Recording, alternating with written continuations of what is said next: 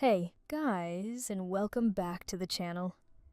Today, I'm going to read some new Reddit stories for you to relax, sleep, study too, or just to have it as some background noise. If you enjoy, leave a like and subscribe to the channel. And now let's get started. Story 1. I'm a long-haul truck driver, and I've been driving the same route between Denver and Salt Lake City for the past 11 years. It's a lonely job, especially at night, and I've always relied on the radio to keep me company during those long stretches of empty highway. About 4 months ago, I picked up a station that I've never been able to find again during the day, and what I've heard on it has completely changed how I think about reality. It started on a Tuesday night in late August. I was about 2 hours outside of Denver, driving through one of those areas where you lose all the regular radio stations, and you're left with static and the occasional fuzzy religious broadcast. I was scanning through the dial, looking for anything that would keep me awake, when I landed on 104.6 FM. Clear as day, no static. A voice came through my speakers. The voice was calm, almost monotone, and it was reading what sounded like news reports. But the news was wrong. The voice reported that the president had given a speech that day about a crisis I'd never heard of. It mentioned cities I didn't recognize. It described weather patterns that didn't match anything I'd seen. I figured it was some kind of alternative news station, or maybe a fiction podcast, so I kept listening. Then the voice said the date. It said, "Today is August 23rd, 25. I checked my phone. It was August 20th, 2024. The station was broadcasting from 3 days in the future. Or it was a mistake. Or I'd misheard. I kept listening. The news reports continued for about 20 minutes. Then music started playing. Old music. Stuff from the 40s and 50s that you might hear on a vintage station. After 3 songs, the voices came back. This time it said, "You're listening to Radio Nowhere. Broadcasting from everywhere and nowhere, when and when not. The time is now 11:47 p.m., and the date is August 23rd, 2025. We'll be back after these messages." There were no messages, just silence for exactly 1 minute. Then the voice returned and started reading news again. This time, the news was from the past. Reports about events from 1956, described as if they were happening today. A factory opening in a town that I knew had been abandoned since the 70s. A mayor being elected who I was pretty sure had died decades ago. I was fascinated.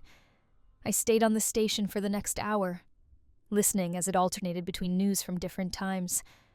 Sometimes future, sometimes past, sometimes what sounded like present day, but describing a world slightly different from the one I knew.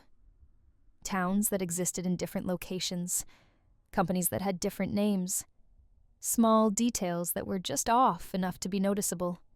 Around 1 in the morning, the programming changed. A different voice came on, this one female and younger sounding. She introduced herself as the night caller and said she'd be taking requests, but not music requests. She asked listeners to call in and tell her when they were from. She gave a phone number. And I'm not proud of this, but I was curious enough to pull over and call it. The phone rang twice before she answered. Her voice was exactly as it sounded on the radio. She said, "Radio Nowhere. You're on with the night caller. What's your when?" I didn't know what to say, so I just told her my name and that I was calling from August 20th, 2024. She said, a recent listener. Welcome to the station. What would you like to know?" I asked her what Radio Nowhere was. She laughed and said it was exactly what it sounded like. A radio station that broadcast from nowhere, which meant it could broadcast to everywhere. And because it existed in nowhere, it existed in no when, which meant it could broadcast to everywhen. She said the station had been on the air since 1952, or maybe since 2087, depending on how you counted. Time didn't work the same way in nowhere. I asked if this was a prank. She said no. It was as real as anything else. maybe more real because it existed outside the constraints that made most things feel unreal. She asked me what year I thought I was living in. I said 2024. She said, "Are you sure? How do you know?" I said, "Because that's what the calendar said. What everyone agreed on." She said, "Exactly. You're living in 2024 because that's what everyone agreed to call it." But what if you stopped agreeing? What if you tuned into a different frequency? She told me that time was like a radio dial. Everyone was tuned to their own station, their own frequency, experiencing their own version of when. Most people never changed the station. They stayed on the same frequency from birth to death, experiencing time as a linear progression. But some people, intentionally or accidentally, found other stations, found other frequencies. And once you knew how to tune in, you could experience different winds. Radio Nowhere, she explained, was a station that existed on all frequencies, simultaneously. By listening to it, I was temporarily tuning into different times. The news reports I'd heard weren't predictions of the future or records of the past. They were live broadcasts from those times, happening concurrently with my present moment. All times were happening at once, and Radio Nowhere could access all of them. I asked her how this was possible. She said it was always possible, people just didn't notice because they were locked into their single frequency.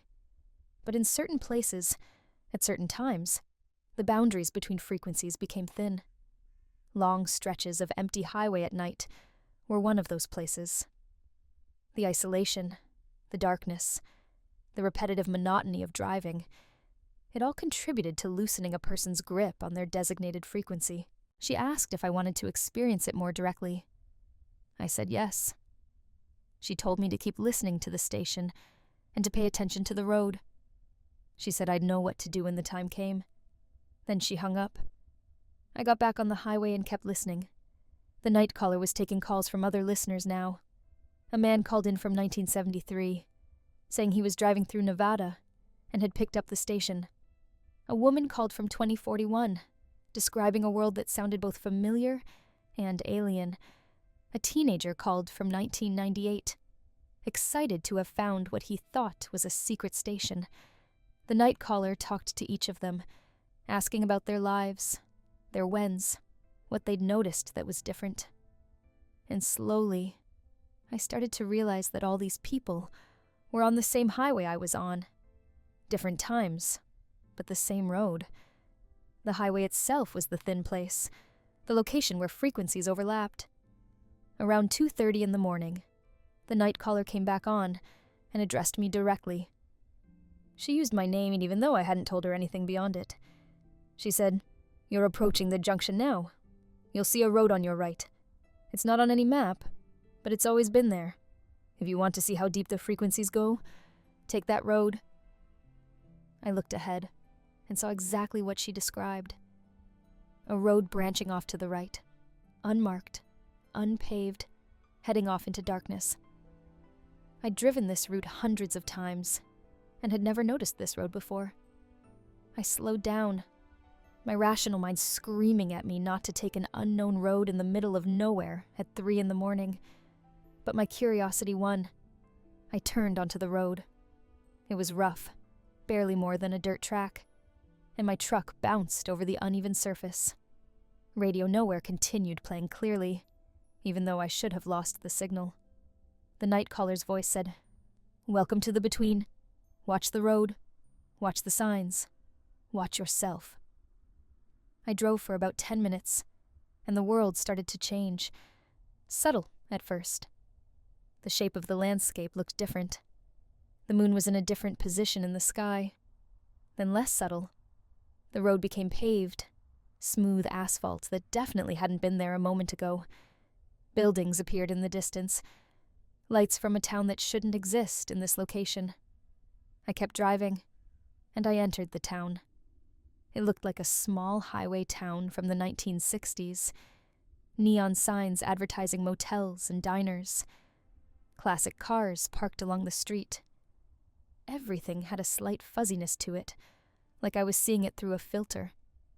I passed a diner and saw people inside, eating and talking. Completely real, except for that slight lack of clarity. I pulled into a gas station, one of those old-style ones with the vintage pumps. An attendant came out, a young guy in a uniform that matched the era. He asked what I needed. I said to fill it up, and he got to work. While he pumped gas, I asked him what town this was. He looked at me strangely and said, "Route 40, Junction." Same as it's always been. I asked what year it was. He said 1967, and asked if I was feeling all right. I paid him with modern bills, which he accepted without comment, and I drove through the town. It was fully populated, fully functional. People living their lives in 1967, while I drove through in a 2018 truck. Some people looked at me as I passed, but most didn't seem to notice anything unusual about a modern vehicle on their streets. I found my way back to the dirt road and continued driving. The town faded behind me, and I emerged onto a different highway. This one was more modern, but still not quite right. The road signs were in a style I didn't recognize. The markers showed distances to cities I'd never heard of. I checked my GPS, but it showed nothing. No location, no map, just a blank screen. Radio Nowhere was still playing. The night caller came back on and said, "You're doing well. Most people panic at this point, but you're steady. You understand that you're not lost. You're just between frequencies. When you're ready to return, just want to return, the road will take you back." I drove for another hour, passing through 3 more impossible locations. A stretch of highway that was definitely under construction in my time, but was completed here. A rest stop that I knew had been closed for years, but was busy with travelers. A town that I recognized from old photographs, but that had burned down in the 1980s. Each location was fully real, while I was in it. I could stop, interact with people, touch things. But there was always that slight fuzziness, that sense that I was experiencing it through a membrane. And the people in these places had the same quality when they looked at me. Like they could sense I was from a different frequency, but couldn't quite process what that meant. Finally, I decided I was ready to go back. I thought about my time, my frequency, the 2024 that I'd left. The road ahead shimmered, and when the shimmer cleared, I was back on the main highway. The dirt road was behind me, barely visible in my mirrors before it disappeared entirely. Radio Nowhere faded to static, and when I scanned back to 104.6, there was nothing there but dead air. I completed my route to Salt Lake City in a daze. I couldn't stop thinking about what I'd experienced. Had it been real? Some kind of hallucination brought on by fatigue and isolation? But I had receipts from the gas station, printed on paper that looked genuinely old. I had photos on my phone from the rest stop, showing places and people that shouldn't exist. I tried to find Radio Nowhere again the next week. Same route, same time of night.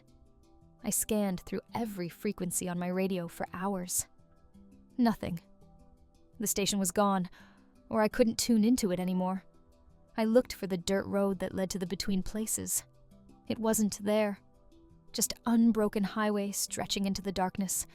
I became obsessed with finding the station again. I started driving different routes, always at night, always scanning the radio dial. I talked to other truck drivers, asking if they'd ever picked up strange stations. Most looked at me like I was crazy, but a few admitted they'd had weird experiences on certain routes, heard broadcasts that didn't make sense, seen roads that shouldn't be there, ended up in towns they couldn't find again. One driver, an old-timer named Jack who'd been driving for 40 years, told me about the frequency drivers. He said there was an unofficial community of drivers who'd learned to navigate between times. They shared information about where the thin places were, when the boundaries were most permeable, how to intentionally shift frequencies. He said Radio Nowhere was the key. If you could find the station and learn to stay tuned to it, You could drive between anyone you wanted. Jack gave me tips. He said to drive the same route repeatedly, always at the same time of night. The repetition would help me lock onto the frequency. He said to pay attention to the mile markers. When they started showing numbers that didn't match the map, I was getting close. He said to not be afraid of the shimmer, the moment when the world went fuzzy and rearranged itself. That was just the frequency changing. I followed his advice. For the past 3 months, I've been driving my regular route 2 or 3 times a week, always between midnight and 4 in the morning. And slowly, I've been picking up Radio Nowhere more regularly. At first, just for a few minutes at a time, then for longer periods. Now I can usually find it at least once per trip. The more I listen to Radio Nowhere, the more I understand how it works. The station broadcasts simultaneously from multiple times. When I tune in, I'm briefly connecting to all of those times at once. The news reports I hear are happening in parallel, different versions of events unfolding in different frequencies.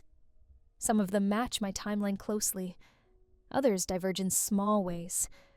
A few are wildly different, describing worlds that took completely different paths. I've started to recognize regular callers to the Night Callers show. There's a woman from 2031 who calls in every week to talk about her timeline. There's a man from 1982 who's been listening for what he says is 42 years, even though the station supposedly started in 1952. There's a teenager from an indeterminate when who exists in so many frequencies simultaneously that he can't remember which one he originated from. The Night Caller takes all these calls and helps people understand their situations. She explains frequency theory, how time is not a line, but a spectrum, how consciousness can tune into different points on that spectrum. She describes techniques for frequency shifting, ways to intentionally move between whens, and she warns about the dangers of shifting too often or too far. According to her, the more you shift, the less anchored you become to any single frequency. You start existing in multiple times at once, like that teenager who couldn't remember his origin. Eventually, you might become completely unmoored, a consciousness drifting through all frequencies with no home base. Some people seek this state intentionally, wanting to experience all possible times. Others end up there by accident and spend eternity trying to find their way back to a single when. I've shifted a few more times since that first night. I've been to 1971, to 2038, to timelines that diverged from mine in subtle ways. Each time, I take the dirt road when it appears, drive through the between places, and return when I'm ready.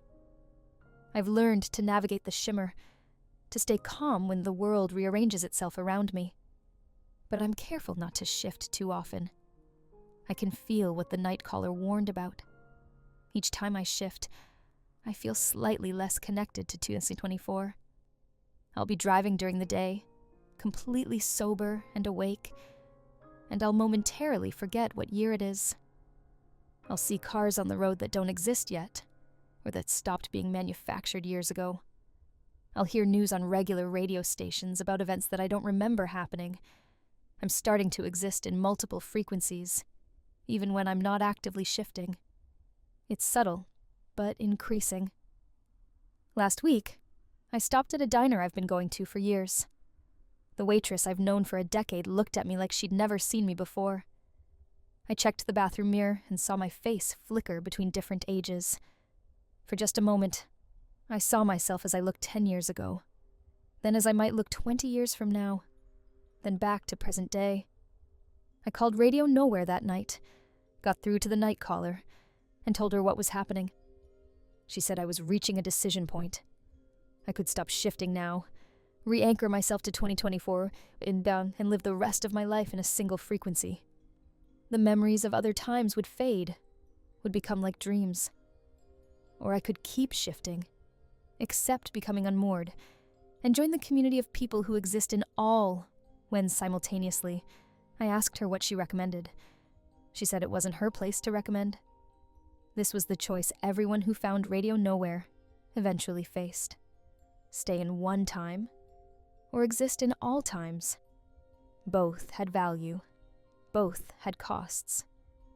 She said I should take a week to think about it, to experience my regular life without shifting, and see which felt more real to me. I've been trying to do that. For the past 6 days, I've been avoiding nighttime drives. I've been staying in my apartment, trying to ground myself in 2024. I've been around friends and family, reminded myself of the life I have in this specific time. And it feels real. It feels solid, but it also feels limited. Like I'm seeing only one narrow slice of something vast. Because I know what's out there now. I know that every possible timeline exists simultaneously. I know that I could experience any of them. All of them. If I'm willing to give up my anchor to this one. I know there are versions of myself in other frequencies. Living different lives. Making different choices. And I know I could meet them. Could exist. As all of them at once. Tomorrow is the 7th day. And I need to make my choice. Part of me wants to stay here. Keep my life simple and linear. Keep driving my regular route in my regular time. Forget about Radio Nowhere and frequency shifting and the impossibility of living in multiple weens. But part of me is already gone. Part of me has been driving through 1967 and 2038 and all the between places. Part of me has experienced what it means to exist outside a single timeline. And that part doesn't want to go back to pretending that this one frequency is all there is. I think I know what my choice will be. Tonight, I'm going to drive my route one more time. I'm going to scan until I find 104.6 FM. I'm going to listen to Radio Nowhere and wait for the dirt road to appear. And when it does, I'm going to take it and keep driving. Not just to one other time, but through all of them. I'm going to let go of my anchor and see what it means to exist in the between places permanently. The night caller told me that people who make this choice don't disappear. They just become unstuck. They're still out there, still driving, still living, just not in anyone when. They become part of the frequency itself, consciousness moving through time, like a signal through the airwaves. If you're reading this and you drive long routes at night, scan your radio dial. If you pick up a station on 104.6 FM that broadcasts news from times that don't match your calendar, you've found Radio Nowhere. If the night caller comes on and asks what your when is, you've been invited to the between places. What you do next is your choice. You can tune away, forget about it, stay anchored to your single frequency. Most people do. Or you can listen, really listen, and learn that time is not what you thought it was. That every moment exists simultaneously, and with the right station, the right road, the right willingness to let go, you can experience all of them. I'm making my choice. By the time anyone reads this, I'll be driving through the between places, tuned permanently to Radio Nowhere, existing in all whens and no when. If you find yourself on an empty highway late at night, and you see a truck that seems slightly out of focus, slightly wrong, for whatever year you're in, that might be me.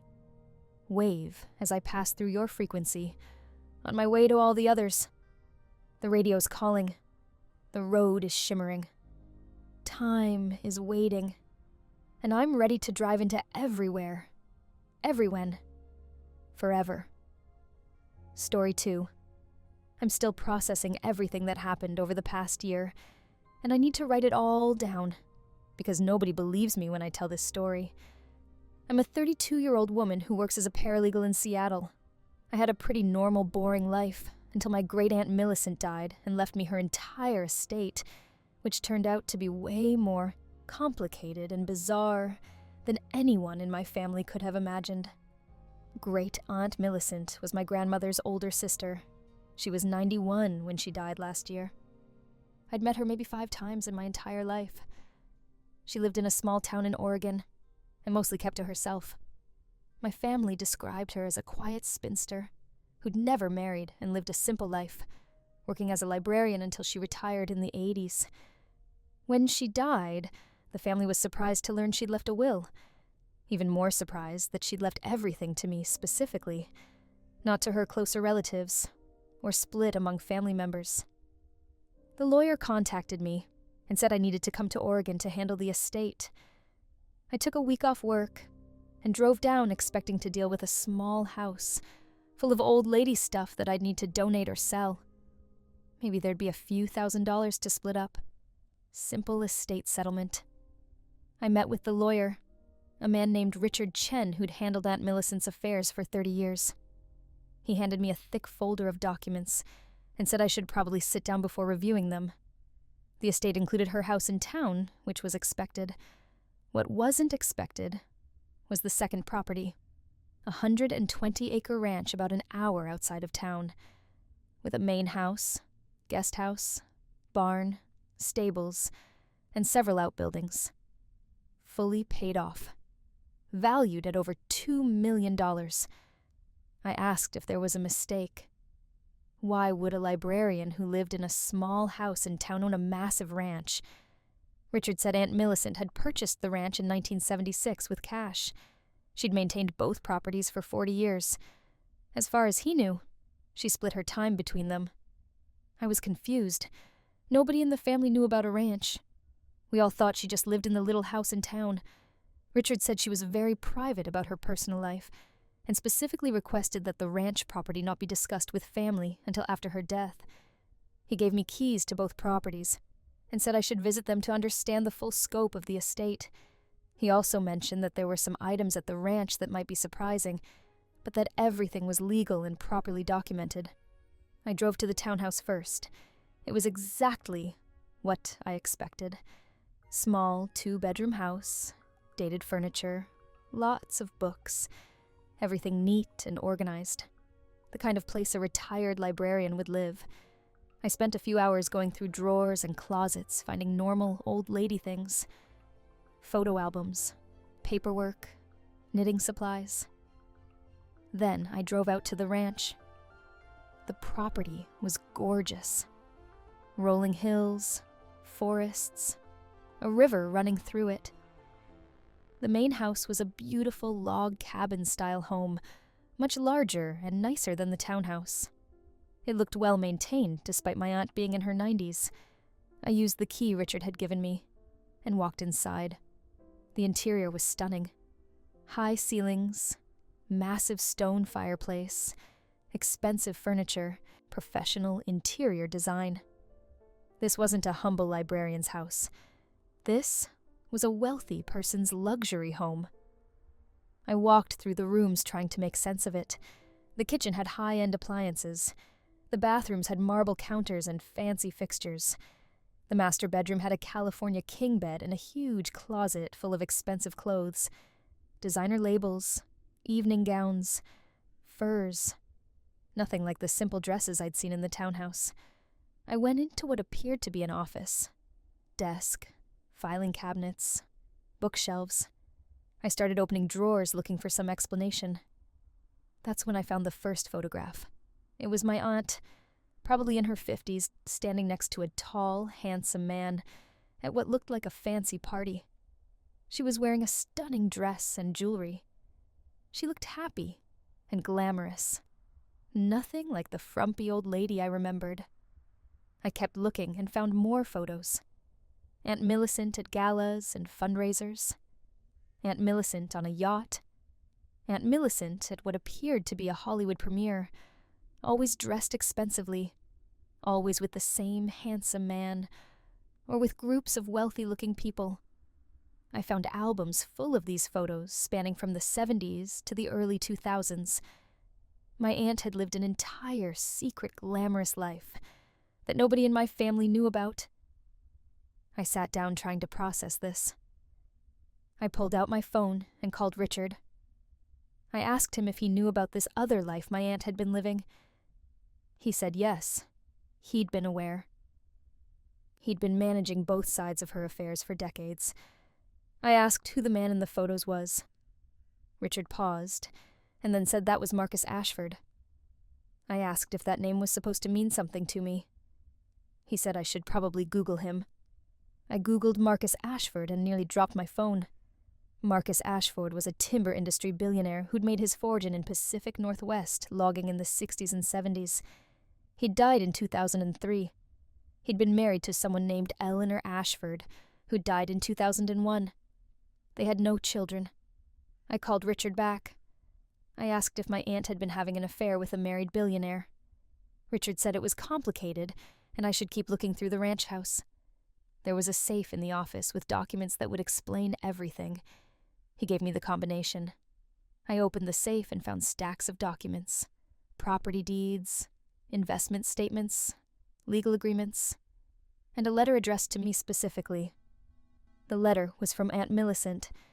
She'd written it a few years before her death, knowing I'd eventually read it. In the letter, she explained everything. She'd met Marcus Ashford in 1972 when she was working at the library. He was going through a difficult time in his marriage and would come to the library to escape. They became friends and eventually fell in love. But Marcus was Catholic and wouldn't divorce his wife. Eleanor was ill, and he felt obligated to care for her. Millicent and Marcus carried on a relationship for 30 years. He bought her the ranch as a private place where they could be together, away from public scrutiny. He funded her lifestyle completely. The expensive clothes, the travel, the luxury, all paid for by Marcus. But Millicent kept her job at the library and her little house in town to maintain appearances. As far as the public knew, she was a simple, single librarian. Nobody suspected she was the secret longtime companion of one of the richest men in the state. When Eleanor died in 2001, Marcus wanted to finally marry Millicent. But he died 2 years later before they could make it happen. He left her a substantial portion of his estate, around $20 million, though it was structured through trusts and legal arrangements to avoid family challenges and public attention. Millicent had lived the rest of her life quietly, managing the wealth Marcus had left her, maintaining both homes, and keeping the entire thing secret from everyone except her lawyer and financial advisors. She chose to leave everything to me because I was the only family member who'd never judged her for being unmarried. The few times we'd met, I'd treated her as a person, not as the weird old maid aunt. She appreciated that and wanted me to have the life she'd built. I sat in that office, reading and rereading the letter, completely stunned. My great-aunt had been the secret mistress of a billionaire for 3 decades, and nobody in my family had any idea. I kept going through the documents. Investment portfolios worth $15 million, the ranch property worth over $2 million, the townhouse worth $300,000, cash accounts, stocks, bonds, art collections, jewelry. The total estate value was close to $20 million. And it was all mine. I called my mom that night because I didn't know what else to do. I told her everything I'd found. She didn't believe me at first. She insisted I must be misunderstanding something. Aunt Millicent was a librarian. She lived in a tiny house. She wore bargain store clothes. This couldn't be real. I sent her photos of the ranch, the clothes, the investment statements. My mom went silent. Then she said we needed to tell the family and figure out what to do. I said the will was very clear. Everything was left to me. There was nothing to figure out. My mom said that wasn't fair to the rest of the family, and we should split it evenly. I said that wasn't what Aunt Millicent wanted, and I was going to honor her wishes. That started a family war that's still ongoing. My mom, my aunts, my uncles, my cousins, all suddenly very interested in Aunt Millicent's estate, all convinced they deserved a share, all angry that I was getting everything. My uncle hired a lawyer to contest the will. He argued that Aunt Millicent must have been senile or manipulated when she made these decisions. The challenge went nowhere. Richard had extensive documentation of Aunt Millicent's mental competence and clear intentions. The will was ironclad. My cousin tried to argue that the wealth was actually Marcus Ashford's and should have gone to his estate and distant relatives. Richard had documentation proving that all assets had been legally transferred to Millicent during Marcus's life, or through legitimate estate planning. Everything was properly owned by her. The family drama got ugly. People who'd barely acknowledged Aunt Millicent when she was alive suddenly had fond memories of her and strong opinions about what she would have wanted. I got accused of being greedy, manipulative, of somehow tricking an old lady, even though I'd barely known her. Thanksgiving dinner last year was a disaster. Half the family wouldn't speak to me. The other half kept making passive-aggressive comments about wealth and fairness. I left early and haven't been back to a family gathering since. Meanwhile, I had to figure out what to do with this massive inheritance. I'd gone from making $45,000 a year as a paralegal to being worth $20 million overnight. It was overwhelming. I hired a financial advisor, an accountant, and my own lawyer. I spent months going through everything, understanding the investments, learning about estate management. I discovered that Aunt Millicent had been incredibly smart with money. Her portfolio was brilliantly diversified. She'd been growing Marcus's initial gift for 20 years. I also spent time at the ranch getting to know the property. It was beautiful and peaceful. I understood why she'd loved it there. I found more evidence of her life with Marcus. Photos, letters, little mementos. It was clear they'd been genuinely in love. I discovered that Marcus had been a complicated man. His public life was his timber business and his marriage, but his private life was at this ranch with my aunt. He'd been supporting her secretly while maintaining his public image. It was a very 1970s wealthy man kind of arrangement. I found a journal Millicent had kept. In it, she wrote about the difficulty of living a double life. She'd loved Marcus, but hated the secrecy. She'd wanted to be acknowledged as his partner, but understood the social and business complications. She'd made peace with the arrangement, but it hadn't been easy. Reading her private thoughts made me understand her better. She wasn't just some woman who'd lucked into wealth. She'd sacrificed normal relationships, family openness, and social acceptance to be with the man she loved. The money was compensation for a life lived in shadows. I decided to keep the ranch and sell the townhouse. The ranch felt like the real home, the place where Aunt Millicent had been her authentic self. I quit my paralegal job and moved to Oregon.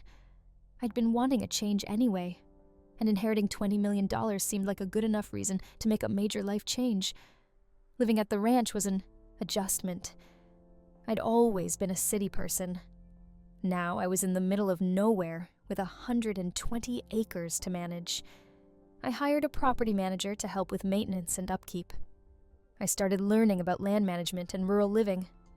I also started going through all of Aunt Millicent's things more carefully. In the guest house, I found dozens of boxes of correspondence. Letters between her and Marcus spanning 30 years. Love letters. Practical letters about property and finances. Letters about their hopes and dreams. Reading their correspondence was like reading a novel. Their relationship had been deep and genuine. Marcus had clearly loved her, but been trapped by his circumstances. Millicent had clearly loved him, but struggled with being a secret. They'd made it work for 3 decades despite the difficulties. I found photos of them together from every year of their relationship. You could see them aging together, young and vibrant in the 70s, comfortable and content in the 80s and 90s, older and more fragile in the early 2000s. They'd had a real partnership, just a hidden one. Part of me was angry at Marcus for not divorcing his wife and making an honest relationship with my aunt.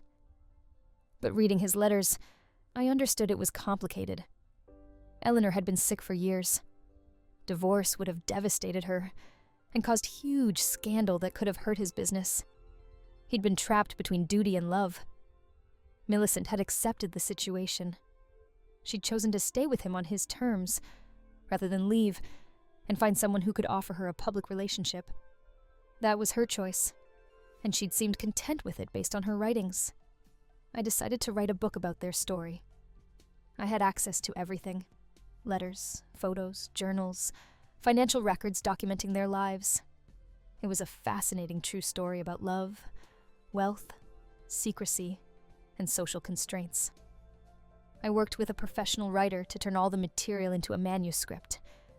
We changed some names and details for privacy, but kept the core story intact. The book got picked up by a publisher and is coming out next year. The advance was substantial, and I'm donating all proceeds to literacy programs, since Aunt Millicent had been a librarian. My family is furious about the book. They think I'm exploiting Aunt Millicent's memory, but I disagree.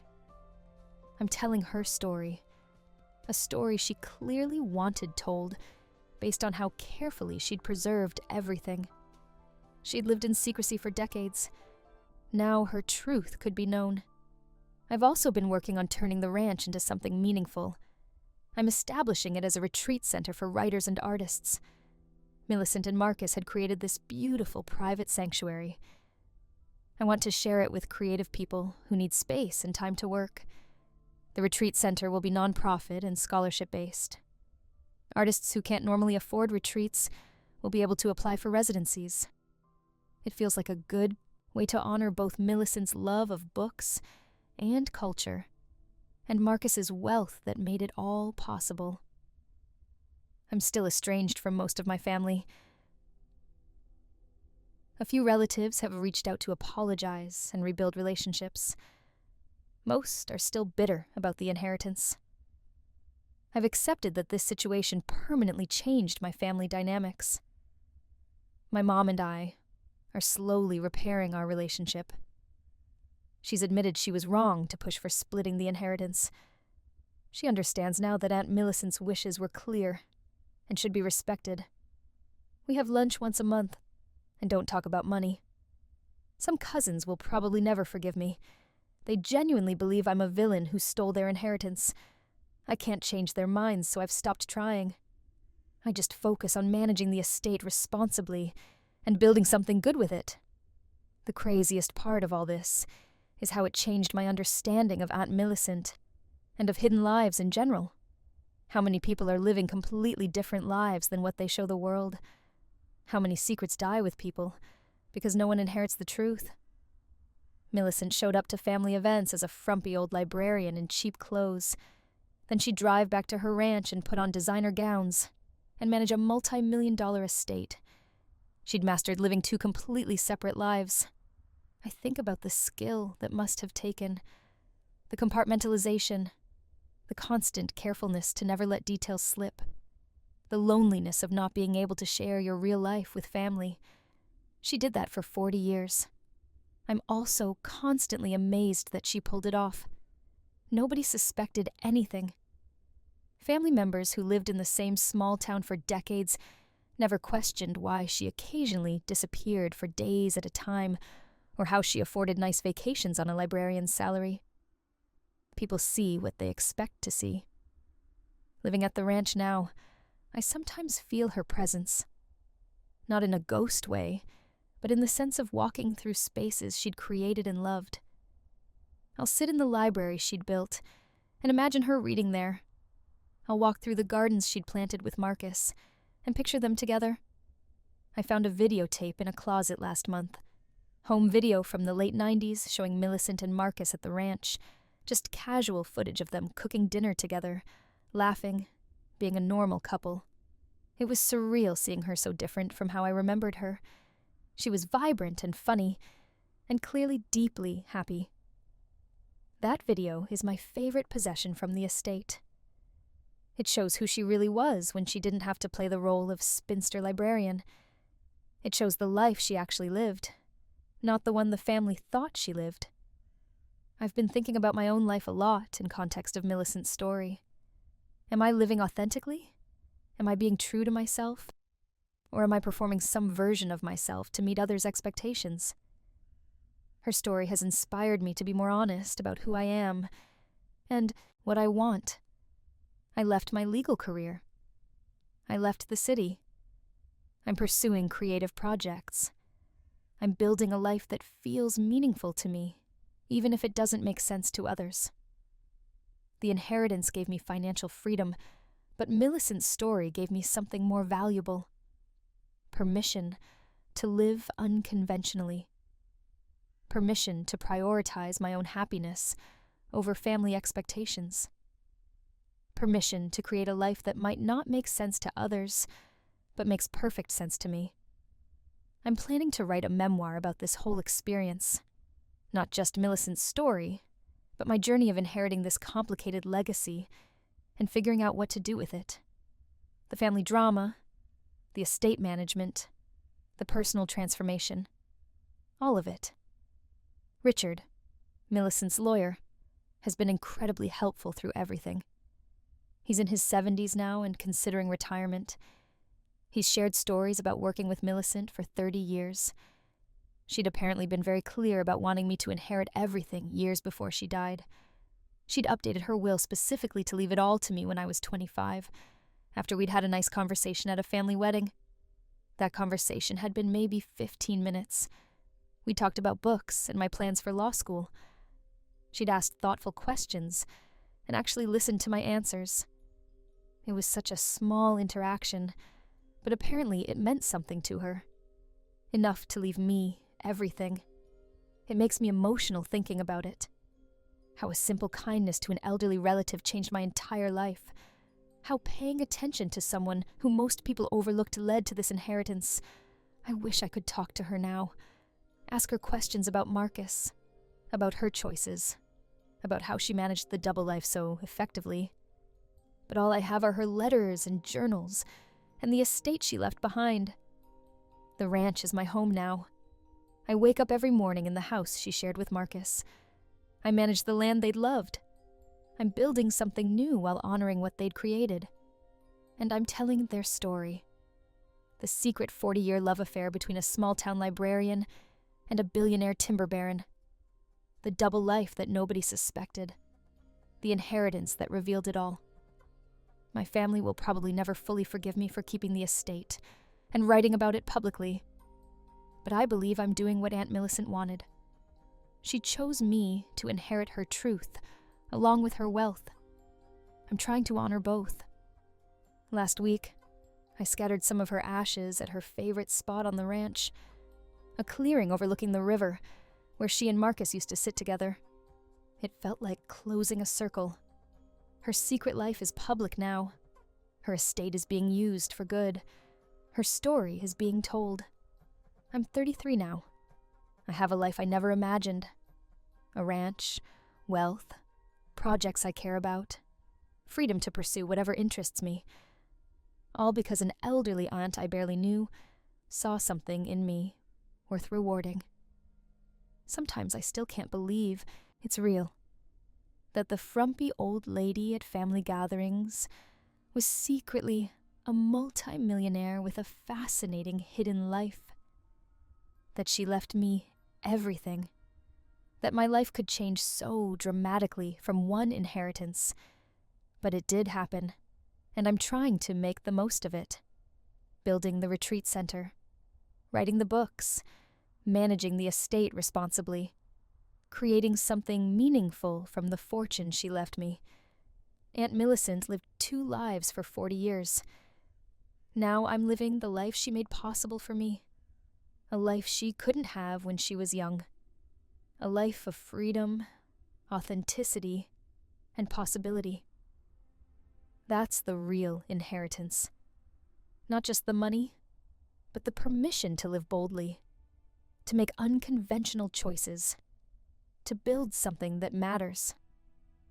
Thank you, Aunt Millicent, for the ranch, the wealth, the story, and the example.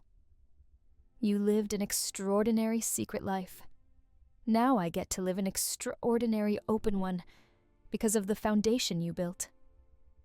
I hope somewhere you're with Marcus, finally able to be together publicly in whatever comes after this life. You both deserve that. And I'll make sure your story inspires others the way it's inspired me. The family may never understand, but I understand, and that's enough. Story 3. My grandmother passed away 6 weeks ago at the age of 92. She lived a long, full life, and while I miss her terribly, her death wasn't unexpected. What was unexpected was what I found when my family and I were cleaning out her house to prepare it for sale. My grandmother lived in the same house in rural Vermont for 67 years. My grandfather built it himself in 1957, and she stayed there even after he died in 98. The house is massive, a 4-bedroom colonial with a full attic and basement, and she'd accumulated a lifetime of possessions. Going through everything was going to take weeks. I volunteered to tackle the attic, partly because I wanted some time alone to process my grief, and partly because I'd always been curious about what was up there.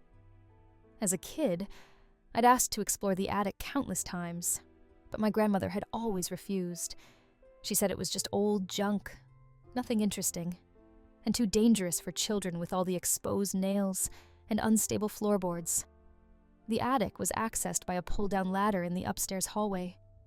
I climbed up with a flashlight, and the first thing that struck me was how organized everything was. This wasn't the chaotic mess of forgotten items I'd expected. Boxes were neatly labeled and stacked, old furniture was carefully covered with sheets, and everything was remarkably dust-free for an attic that supposedly hadn't been entered in decades. I started going through boxes, finding old clothes, my grandfather's military uniform from Korea, photo albums, Christmas decorations, the expected accumulation of a long life. Then, in the far corner of the attic, behind a dresser and partially covered by a tarp, I found a painting. It was large, maybe 4 feet by 3 feet, in an ornate gold frame that had tarnished with age. I pulled it out and propped it against the wall to get a better look. The painting showed a house, not just any house, but my grandmother's house. The perspective was from the front yard, showing the porch and the 2 large oak trees that still stood in the yard today. But something was off about it. In the painting, there was a figure standing in one of the upstairs windows. A woman in a white dress, barely visible, almost ghost-like. The detail was incredible. I could make out the individual shingles on the roof, the grain in the wood of the porch, even the specific pattern of leaves on the oak trees. But that figure in the window was deliberately obscured, painted with less detail, like it was meant to be mysterious. I looked at the bottom corner of the painting for a signature. There was one, but I couldn't make it out in the dim attic light. I decided to bring the painting downstairs to examine it properly. As I lifted it, a small envelope fell from behind the canvas. It had yellowed with age and had my grandmother's name written on it in handwriting I didn't recognize. I took both the painting and the envelope downstairs to the kitchen, where my mom and aunt were sorting through dishes. They looked up as I brought in the painting, and my mom's face went pale. She set down the plate she was holding and just stared. I asked her what was wrong. She said she'd never seen that painting before, but it looked exactly like the house, down to details that shouldn't be possible. I didn't understand what she meant, so she explained. The painting showed the house as it looked now, in 2024, not as it looked in 1957 or any year in between. The porch had been renovated in 2003. The shutters had been replaced in 2015. The garden layout was from the last 5 years. But the painting looked old, at least 50 or 60 years old based on the style and the condition of the frame. My aunt came over to look. She noticed the figure in the window immediately and asked who it was. None of us knew. I remembered the envelope and opened it. Inside was a letter, handwritten on paper that was brittle with age. The date at the top was August 15th, 1957, the month and year my grandparents had moved into the house. The letter was addressed to my grandmother, whose maiden name was Eleanor Hartwell. It was from someone named Thomas, and it was a love letter, but not a normal love letter. Thomas wrote about how he'd always loved her, how he'd watched her for years, how he'd captured her home in this painting as a gift. He wrote that he'd included himself in the window, watching over her always, protecting her. The letter went on to say that as long as the painting remained in the house, Eleanor would be safe. No harm would come to her or her family. But if the painting ever left the house, the protection would end, and he couldn't be responsible for what might happen. He signed it. Yours eternally, Thomas Ashford. I looked at my mom and aunt. They looked as confused and disturbed as I felt. Neither of them had ever heard my grandmother mention anyone named Thomas Ashford. My mom asked if I'd found anything else in the attic. I said no, just the painting and the letter. We decided to research Thomas Ashford. My aunt got her laptop and started searching. Within minutes, she found something. Thomas Ashford had lived in our town. He'd been a local artist, somewhat well known in the 1950s for his realistic paintings of local landmarks. He died in 1957. Specifically, he died on August 14th, 1957, the day before the letter was dated. The obituary said he'd died in a car accident on Route 7. Not far from where my grandmother's house now stood, there were no other details available online, but the dates lined up in a way that made no sense. How could Thomas write a letter dated August 15th if he died on August 14th? My mom suggested maybe the letter was misdated. People make mistakes. But the letter referenced my grandmother's address, and my grandparents didn't move into the house until August 1957. Thomas couldn't have known the address before they moved in. Or could he? I went back up to the attic to search for more information. I went through every box, every piece of paper, looking for any other mention of Thomas Ashford. I found nothing. But I did find something else strange.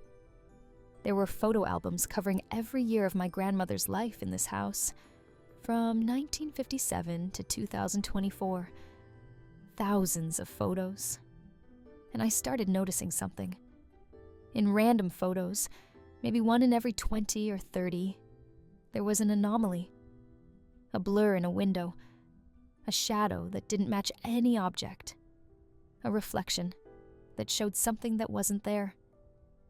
And when I looked closely at these anomalies, squinting and tilting the photos in the light, I could almost make out a figure. Always in the background, always indistinct, but always there, watching. I brought this to my mom's attention. She went through the photos herself and saw what I was seeing. We started pulling out photos where the anomalies were most visible. Birthday parties, Christmas mornings, family dinners, graduations. In every major family event photographed in that house over 67 years, there was something in the background that shouldn't be there. My aunt pointed out that these could just be photographic artifacts. Light leaks, double exposures, reflections. We wanted to believe that, but the consistency was unnerving. And the figure, when visible at all, always seemed to be in a position of observation. In windows looking in doorways, in mirrors, always watching the family. We decided to ask the neighbors if they knew anything about Thomas Ashford, or my grandmother's history before she married my grandfather. The Hendersons had lived next door since 1962, and might remember something. Mrs. Henderson was 87 and sharp as ever. We brought the painting over and showed it to her. She recognized it immediately. She said she'd seen Thomas Ashford painting it in the summer of 1957. He'd set up an easel in the road and worked on it for weeks. She remembered because it was unusual. The house was still being built at the time. My grandfather was doing most of the construction himself, and the house was nowhere near finished. But Thomas painted it as if it was complete, and had been standing for years. Mrs. Henderson said Thomas had been obsessed with Eleanor, so my grandmother. He'd grown up in town and had known her since they were children. He'd been in love with her for decades, but she'd never returned his feelings. When she married my grandfather and they started building the house, Thomas had become strange, withdrawn. He stopped taking commissions and spent all his time painting the house that didn't yet exist. She said Thomas had died the day before Eleanor and my grandfather were supposed to move in. Some people in town thought it was suicide, not an accident. That he'd driven his car off the road intentionally because he couldn't bear to see Eleanor living there with someone else. The painting had been delivered to Eleanor the day after his death. No one knew how, since Thomas was already dead and had no family to handle his affairs. Mrs. Henderson said Eleanor had been terrified of the painting. She'd wanted to destroy it, but strange things happened when she tried. The first time she attempted to burn it, the fire went out. The second time she tried to cut the canvas, the knife broke. She eventually gave up and put it in the attic, and as far as Mrs. Henderson knew, it had been there ever since. We thanked Mrs. Henderson for the information and brought the painting back to the house. My mom wanted to get rid of it immediately.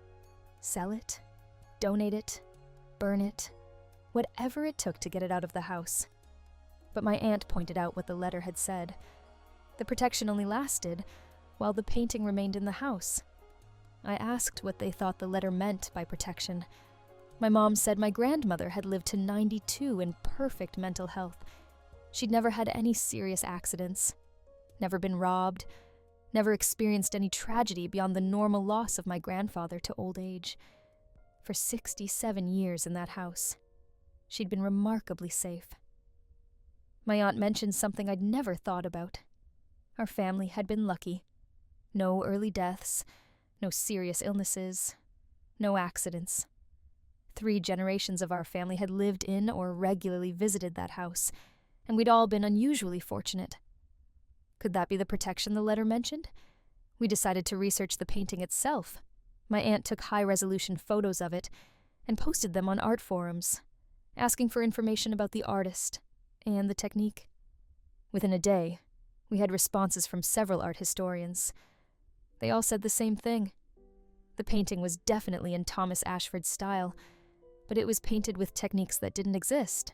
In 1957, the type of paint, the layering method, even the preparation of the canvas, all pointed to modern methods developed in the 90s or later. But that was impossible. Thomas died in 1957. The painting had been delivered to my grandmother in 1957. Multiple people had seen it. Mrs. Henderson had watched him paint it. Unless he'd somehow time-traveled to the future to learn modern painting techniques and bring them back to 1957, the painting shouldn't exist the way it does. One art historian suggested we have the painting carbon dated. We found a local lab that could do it, and we brought the painting in. They took tiny samples from the canvas and the paint. The results came back a week later. The canvas was from the 1950s, consistent with the time period, but the paint was modern. The chemical composition matched paints manufactured after 2000. This was impossible. How could a painting from 1957 be painted with paint that wouldn't be invented for another 50 years? The lab technician suggested contamination or mislabeling, but we'd all seen them take the samples. There was no mistake. I started having dreams about the painting. In the dreams, I was standing in my grandmother's house, looking out an upstairs window. But I wasn't myself. I was someone else, watching the family go about their lives, watching them eat dinner, celebrate holidays, grow older. And I felt this overwhelming sense of love and protection, this need to keep them safe, to make sure nothing bad ever happened to them. I'd wake up from these dreams feeling confused and unsettled. I mentioned them to my mom, and she admitted she'd been having similar dreams since we found the painting. So had my aunt. We were all dreaming about being someone else, watching the family, protecting them. My mom decided to reach out to a paranormal investigator. I know how that sounds, but we were out of rational explanations. The investigator came to the house with equipment to measure electromagnetic fields and temperature fluctuations and all sorts of things I didn't understand. He spent 3 hours examining the painting in the house. His conclusion was disturbing. He said the painting was an anchor, a way for someone's consciousness, or spirit, or whatever you want to call it, to remain attached to a specific location. Thomas Ashford had died, but he'd found a way to stay, to watch over Eleanor, to protect her and her family. The painting was his window, his connection point. As long as it remained in the house, he remained in the house. The investigator said he'd seen similar cases before, objects that become vessels for the dead, who aren't ready to move on. Usually, these objects are personal items, things with strong emotional connections. But sometimes, particularly talented or obsessive individuals can create anchors intentionally, can bind themselves to an object or location through sheer force of will. He asked if we'd experienced any actual hauntings, any phenomena beyond the dreams and the figure in the photographs. We said no. He said that made sense. Thomas wasn't trying to scare anyone. He was trying to protect. Benevolent hauntings are subtle. You might not even know they're happening unless you look closely.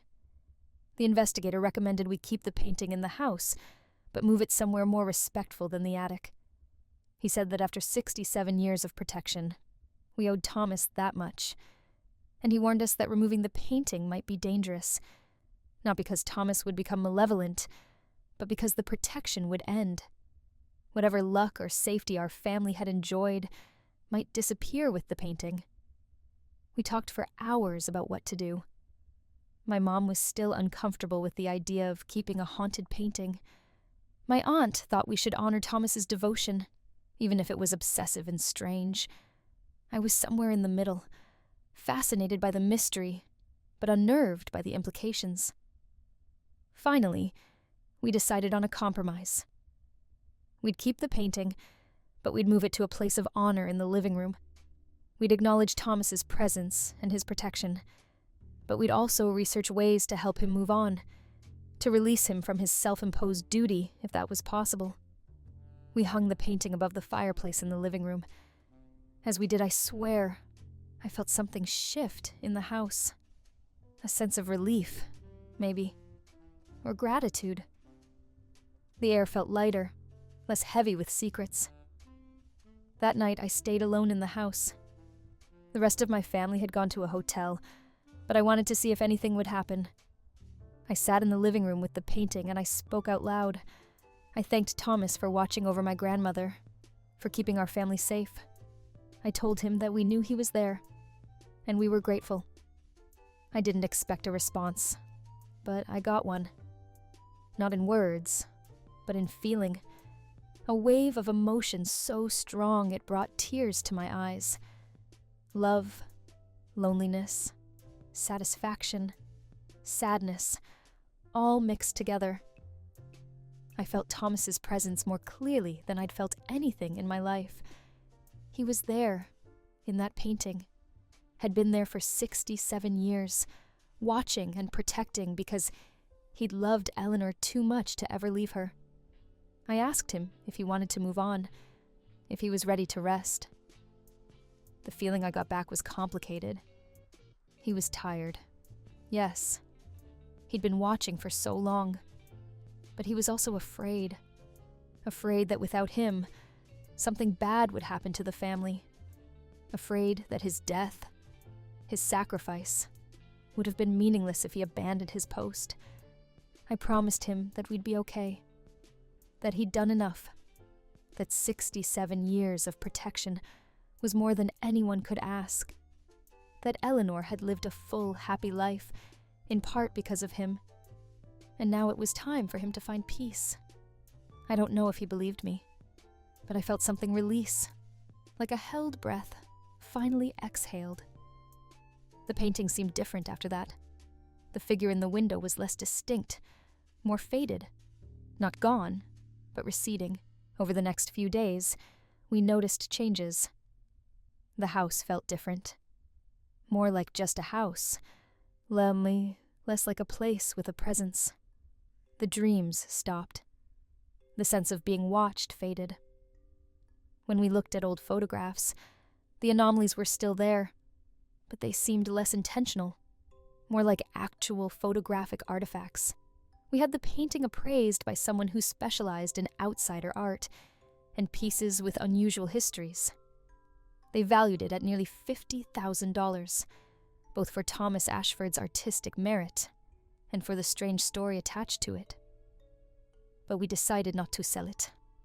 It felt wrong to profit from Thomas's devotion. Instead, we made a decision.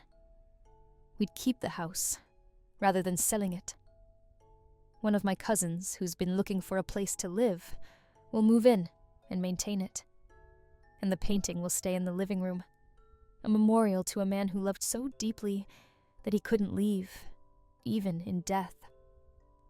I've been researching Thomas Ashford's life more thoroughly. I found records of his other paintings, and they're all similar in one way. They all show impossible things. A church painted in 1955 that shows a steeple added in 1963. A street scene from 1952 showing cars that wouldn't be manufactured until the 1960s. He was painting the future, somehow. Seeing what would be and capturing it on canvas. I think Thomas didn't just love Eleanor. I think he could see time differently than the rest of us. Could see the future, at least in glimpses. And he painted my grandmother's house as it would be, as it would exist over decades, because he knew he'd be watching it all that time. He painted his own future as a guardian, looking out from that window, protecting the woman he loved and her family. It's been 3 weeks since we found the painting. The house is being prepared for my cousin to move in. We've kept most of my grandmother's furniture, including the painting above the fireplace. We've created a small plaque explaining who Thomas Ashford was and what the painting meant to our family. Sometimes, when I visit the house now, I look at the painting and I try to see the figure in the window. It's almost completely faded now, barely visible even when I know where to look. I think Thomas is finally letting go. After 67 years of faithful watching, he's allowing himself to rest. I like to think he and my grandmother are together now, wherever people go after death. That she finally understood his devotion and accepted it. That he finally got to tell her how he felt without the barrier of a painting between them. I don't know if that's how death works, but it's a comforting thought. The paranormal investigator told us that some spirits linger because they have unfinished business, but some linger because they choose to. Because love or duty or purpose keeps them anchored to the world. Thomas chose to stay, chose to watch, chose to protect. And in doing so, he gave our family 67 years of unusual safety and good fortune. I'm writing this down because I think Thomas's story deserves to be remembered. Not as a cautionary tale about obsession, but as a testament to the power of love and devotion. He loved Eleanor enough to bind himself to her home for over 6 decades. He loved her enough to paint the future and watch over her family long after his own life had ended. The painting hangs in the house, still. The figure in the window is nearly invisible now, but sometimes, when the light hits it just right, you can still see him there. A man in a window, watching over a house, protecting a family, fulfilling a promise made with his dying breath and kept for 67 years beyond it. If you ever inherit a house with mysteries in the attic, take time to understand those mysteries before you dismiss them. Sometimes what seems strange or frightening is actually a gift. Sometimes the ghosts that haunt our homes aren't there to scare us. Sometimes they're there because they love us too much to leave. Thomas Ashford painted my grandmother's house in 1957, showing it as it would look in 2024.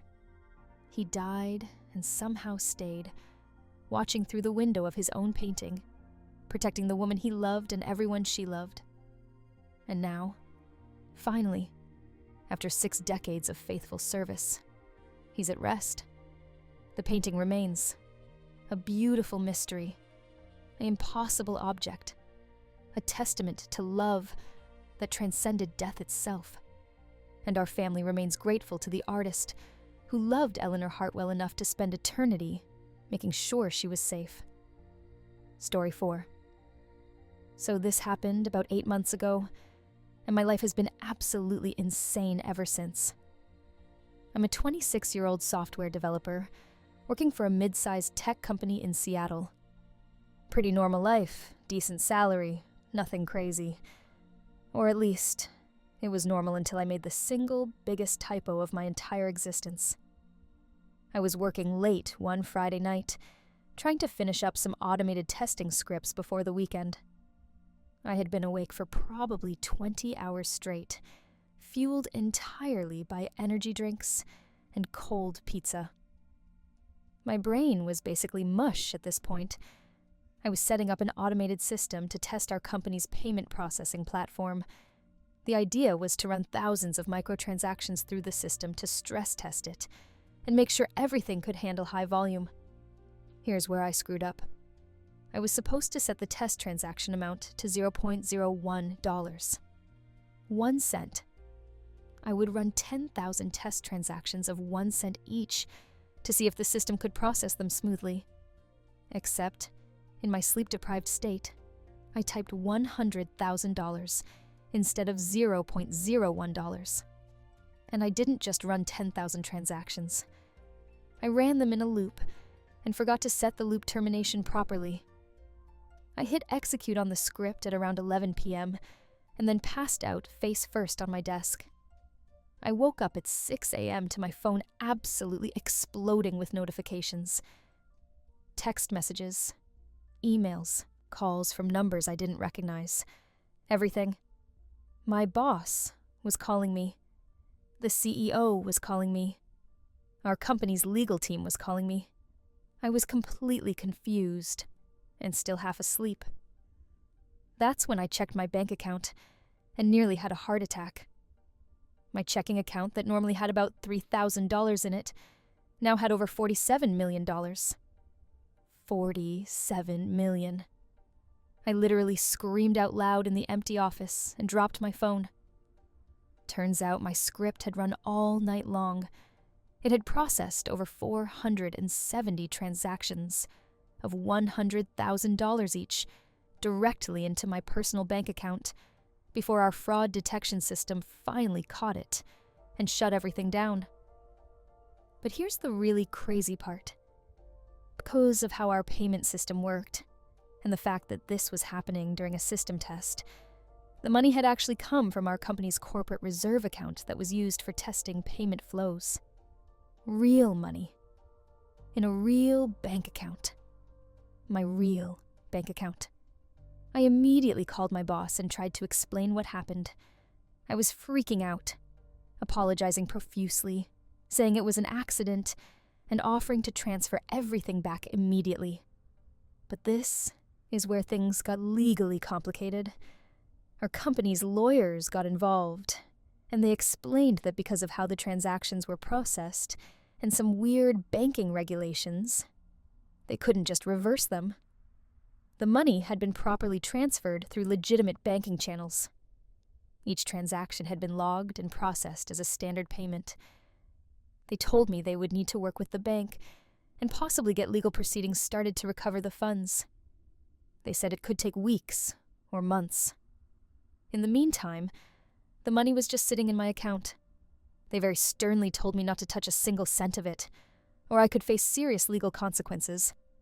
I was put on paid administrative leave while they figured everything out. I wasn't fired, which was shocking, but I also couldn't work while this mess was being sorted out. So there I was, 26 years old with $47 million in my bank account that I absolutely could not spend, and no job to go to. I thought I could just lay low and wait it out quietly. I was so wrong. First, my bank flagged my account for suspicious activity. I had to go in person and spend 3 hours explaining to increasingly senior bank managers what had happened. They put a hold on my account, which meant I couldn't even access my original $3,000. I had to live off my credit card for weeks while they investigated. Then my landlord somehow found out. I still don't know how. Maybe the bank tipped someone off. Maybe it was public record. I have no idea. But suddenly, my landlord was calling me, asking about my financial situation, and hinting that maybe I should consider buying the building. I had been renting a tiny studio apartment for $1,500 a month. Now, my landlord thought I was secretly wealthy. But the real problem started with my family. I made the catastrophic mistake of telling my mom what happened because I needed someone to talk to, and I was stressed out of my mind. I specifically told her it was a mistake, that the money wasn't mine, that I couldn't touch it, and that it would all be returned to my company eventually. My mom apparently heard only the part about me having $47 million, and none of the rest. Within 24 hours, my entire extended family knew, and they all conveniently forgot about the part where it was temporary, and not actually my money. My cousin Eddie, who I hadn't spoken to in 8 years, suddenly called me up wanting to get lunch and catch up. At lunch, he pitched me his brilliant business idea for a food truck that exclusively sells deep-fried pickles. He needed $50,000 to get started, and promised he'd pay me back with interest. I tried explaining I didn't actually have any money I could use, but he just winked at me and said he understood I had to keep things quiet for tax purposes. My Aunt Cheryl started calling me every single day with increasingly bizarre requests. She wanted me to pay for her bathroom renovation, then her kitchen renovation. Then she decided she actually needed a whole new house, and sent me Zillow listings of 5-bedroom mansions. When I said I couldn't help, she started crying, and said she always knew I was selfish, and that family should help family. My dad, who I have a good relationship with, took me out to dinner to have a serious talk. He sat me down, and in a very grave voice asked me if I was involved in anything illegal. I was confused and said no, of course not. He looked around the restaurant to make sure no one was listening, and then asked if I was laundering money for organized crime. I nearly spit out my drink. He said that no legitimate software developer makes $47 million overnight, and that if I was in trouble, I could tell him. I spent 30 minutes trying to convince my own father that I wasn't in the mafia. I explained the whole typo situation again in detail.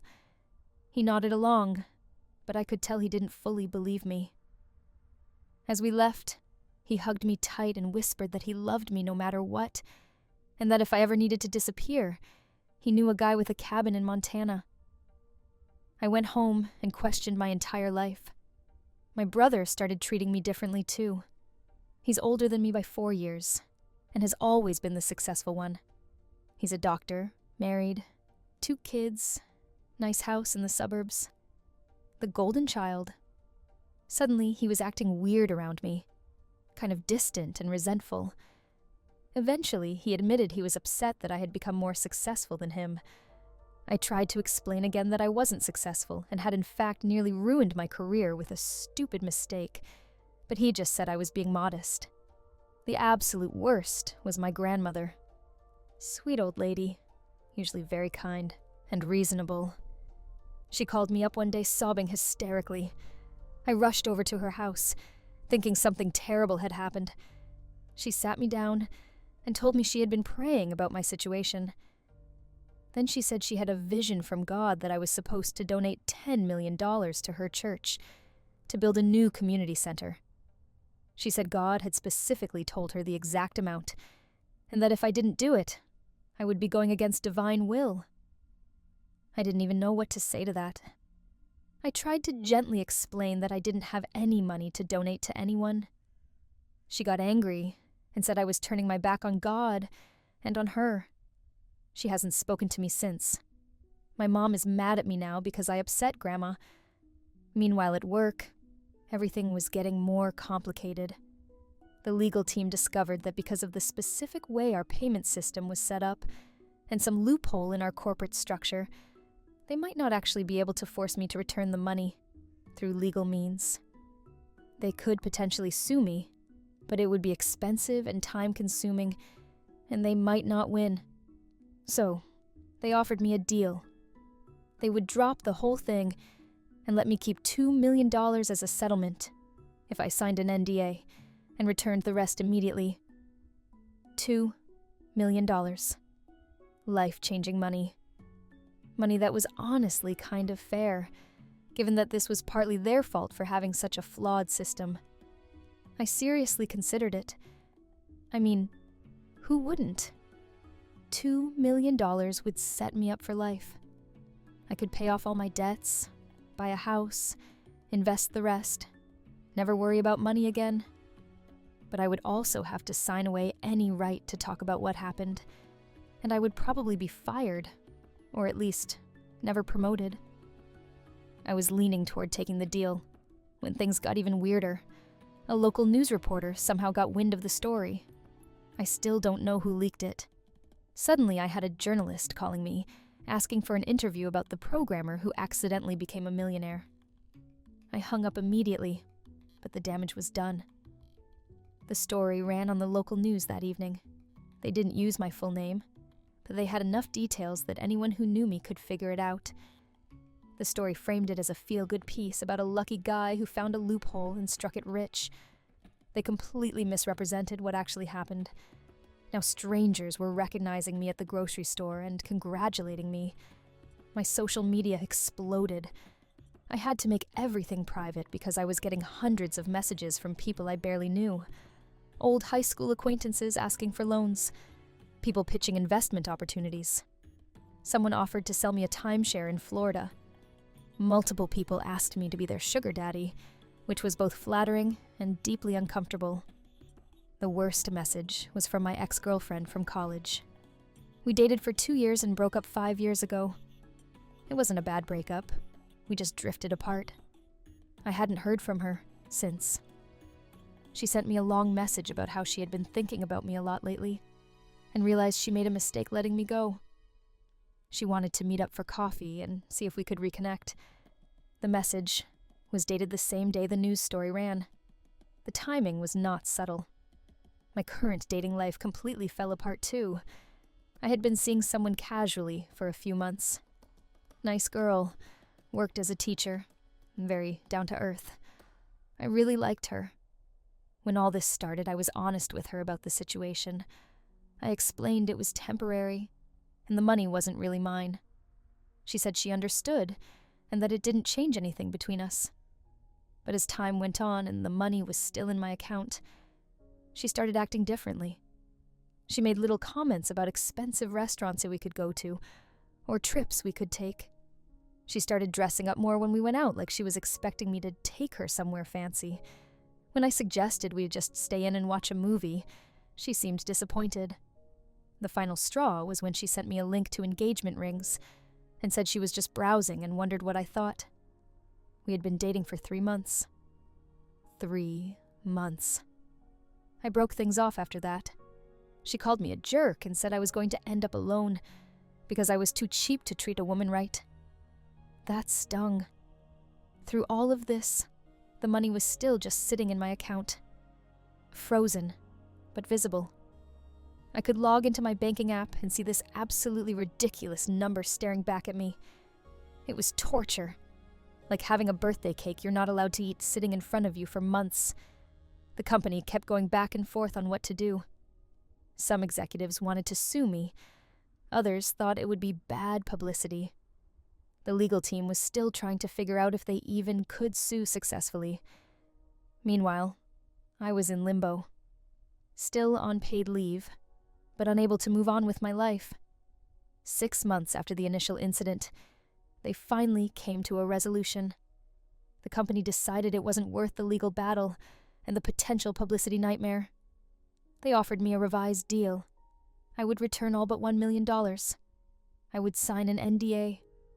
I would resign from the company, but they would give me a neutral reference, and they would agree not to pursue any legal action against me, now or in the future. $1 million. It was less than the first offer, but still an absolutely insane amount of money. After taxes, I'd have probably $600,000. Enough to change my life, but not enough to never work again. I thought about it for exactly 1 day, and then accepted.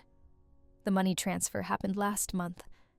$46 million went back to my company. $1 million stayed with me.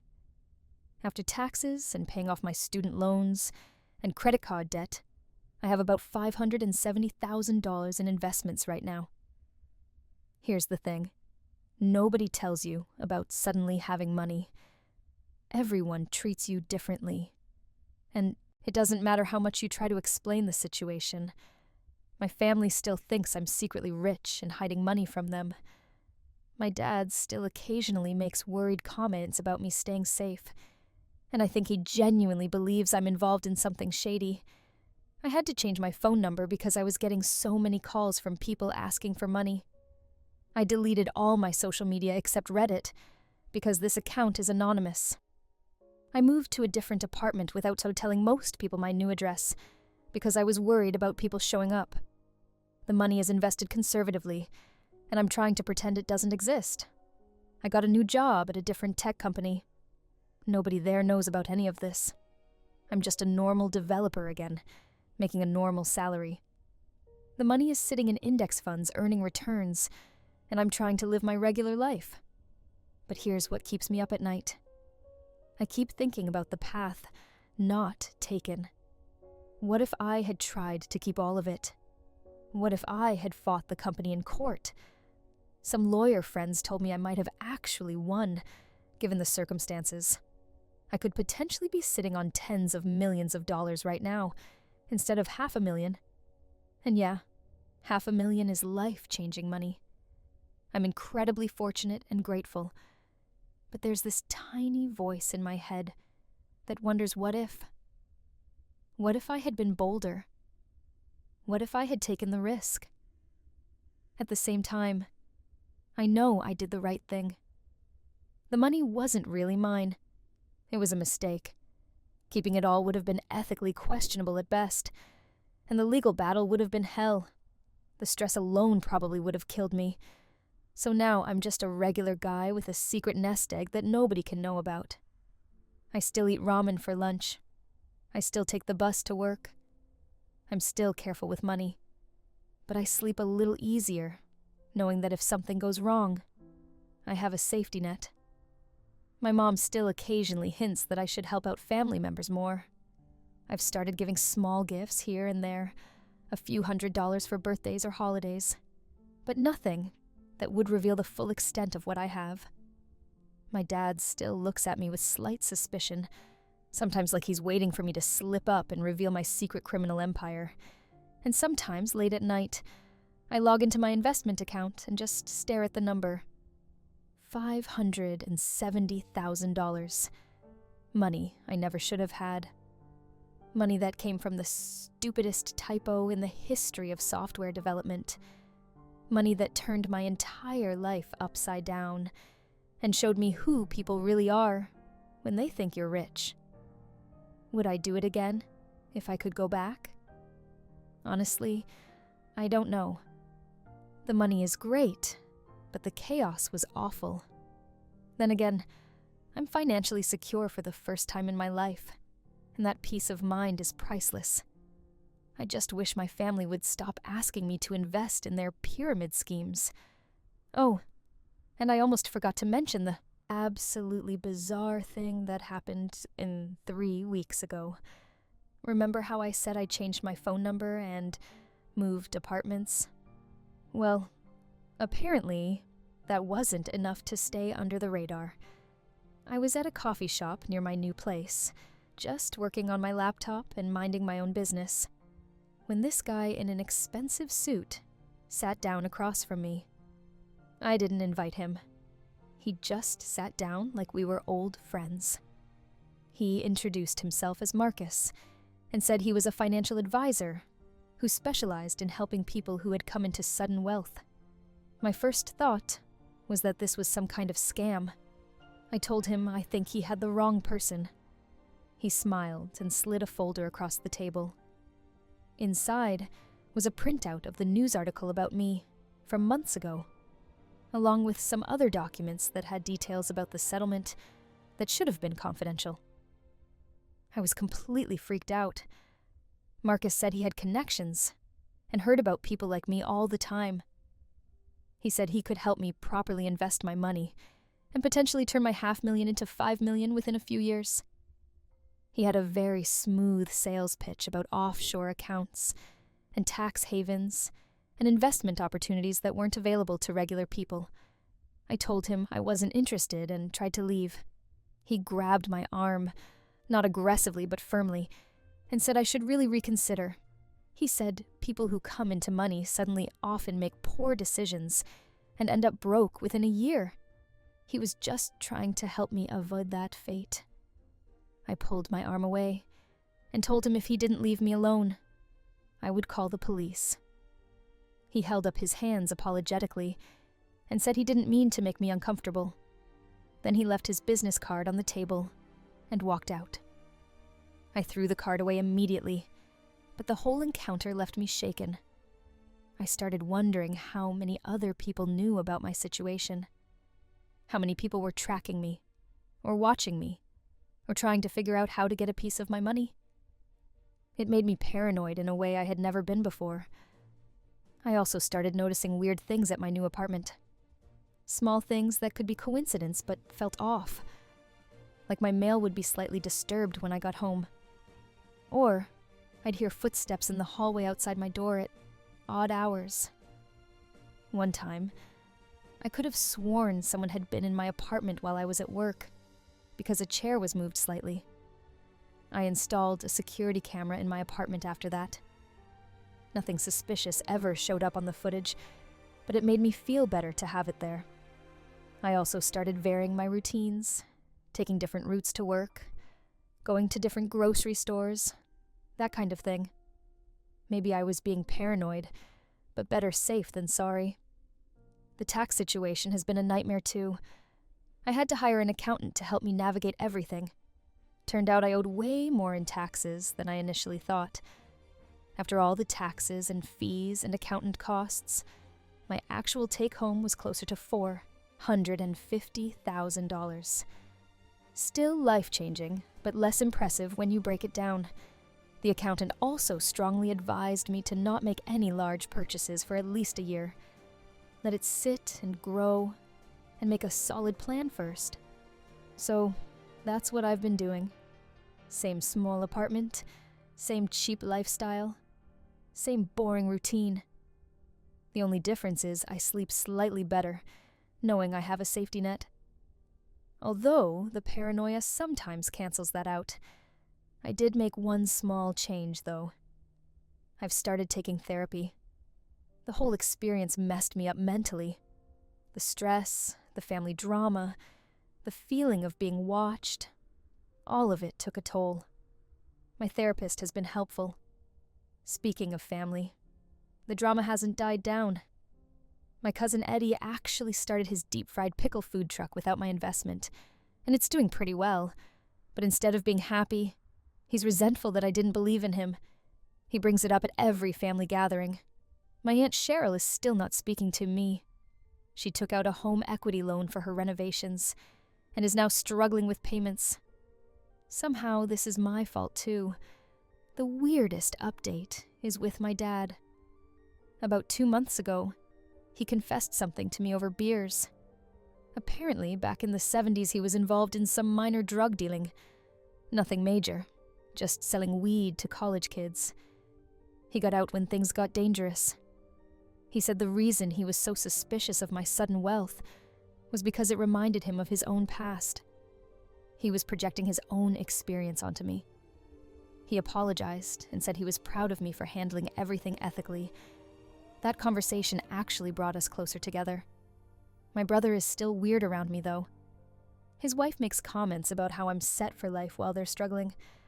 Never mind that they live in a huge house and take international vacations twice a year. The thing that bothers me most is how this whole experience has changed how I view people. I used to be more trusting. Now I'm suspicious of everyone's motives. I went on a date last week with someone I met through a friend. She seemed really nice, but the whole time I was anxious about whether I should tell her about my financial situation. I ended up not mentioning it. She likes me for me, not for what I have. Or at least I think she does. I've also been thinking about what to do with the money long term. My accountant suggested various investment strategies.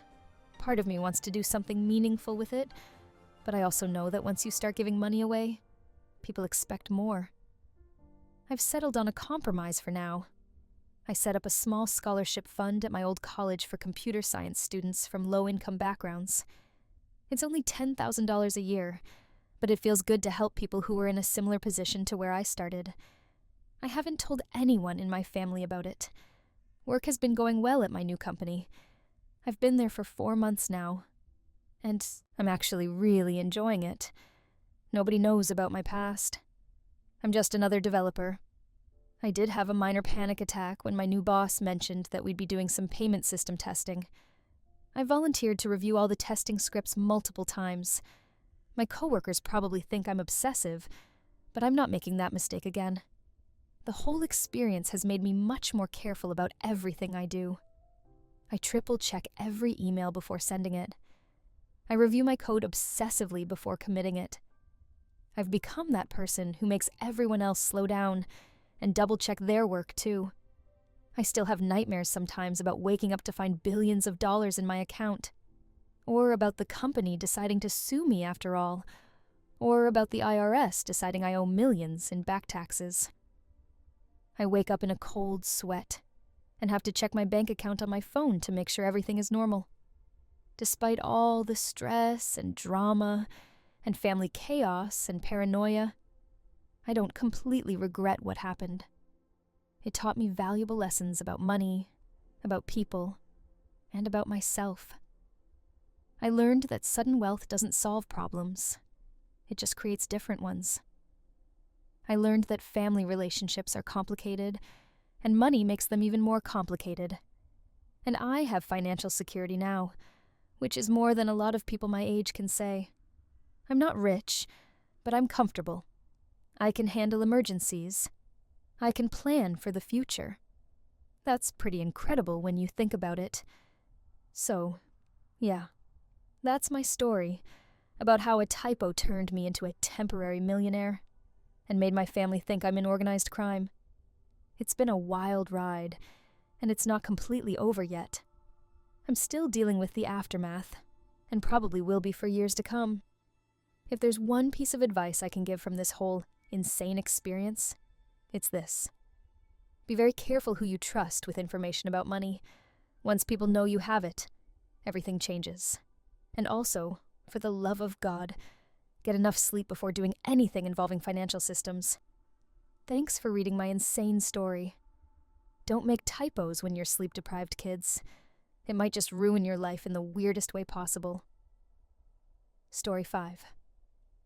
This is still happening right now, and I'm honestly shocked at how badly this has blown up in my former company's face. I worked as a data analyst for a mid-sized insurance company for 7 years.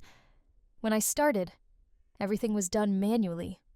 Reports that took days to compile, data entry that required 3 people working full-time, claims processing that was slow and error-prone.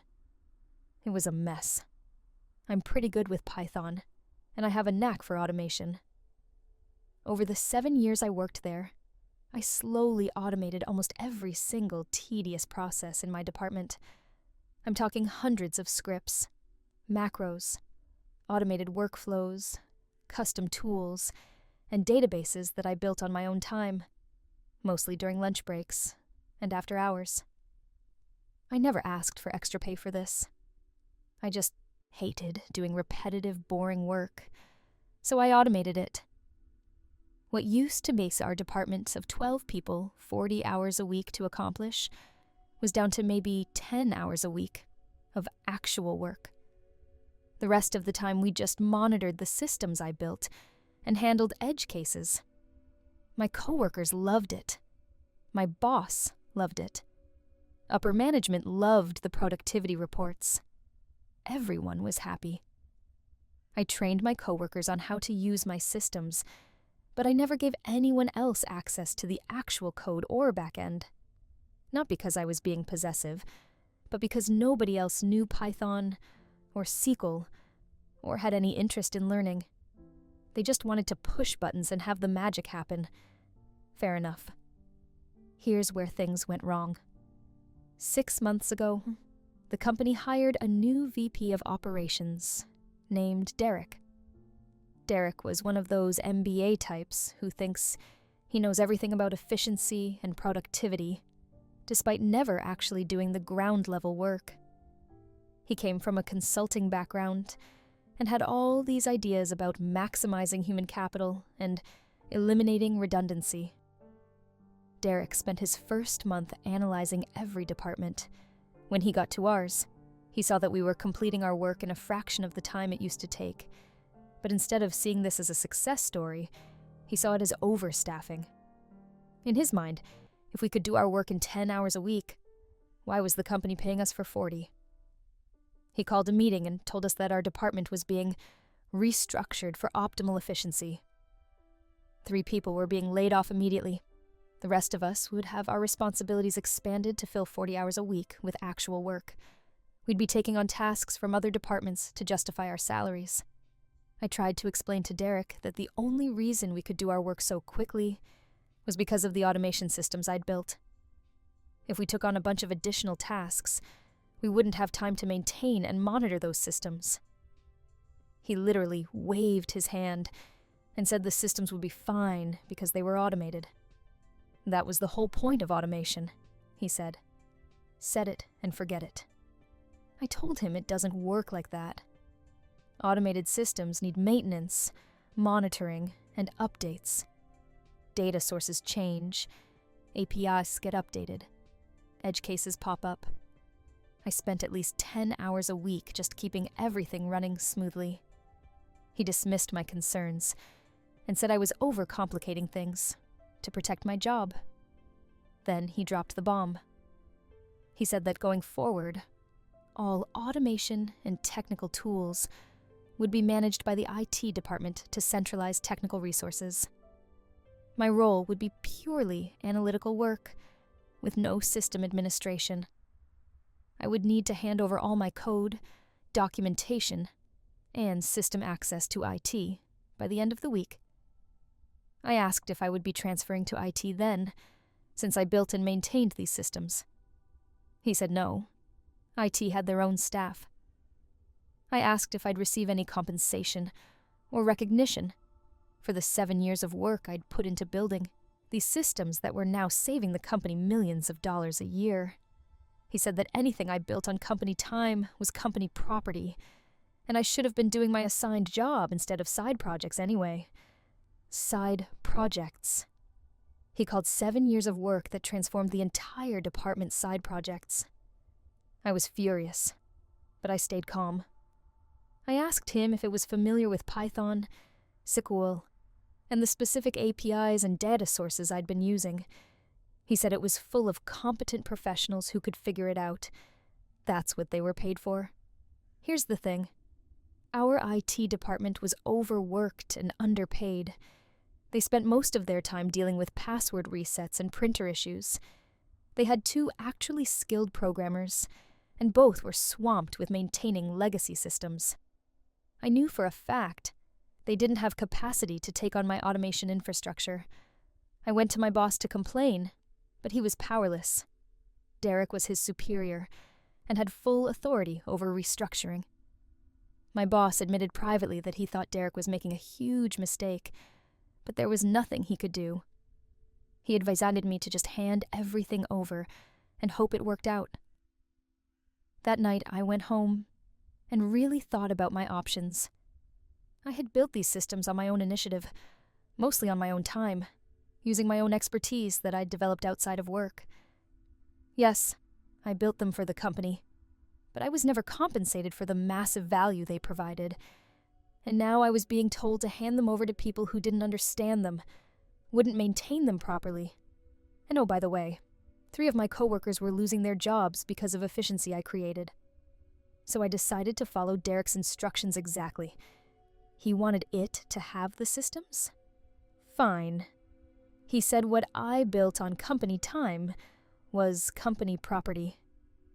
Technically, most of my development was done during lunch breaks and after hours on my personal laptop, then uploaded to company servers.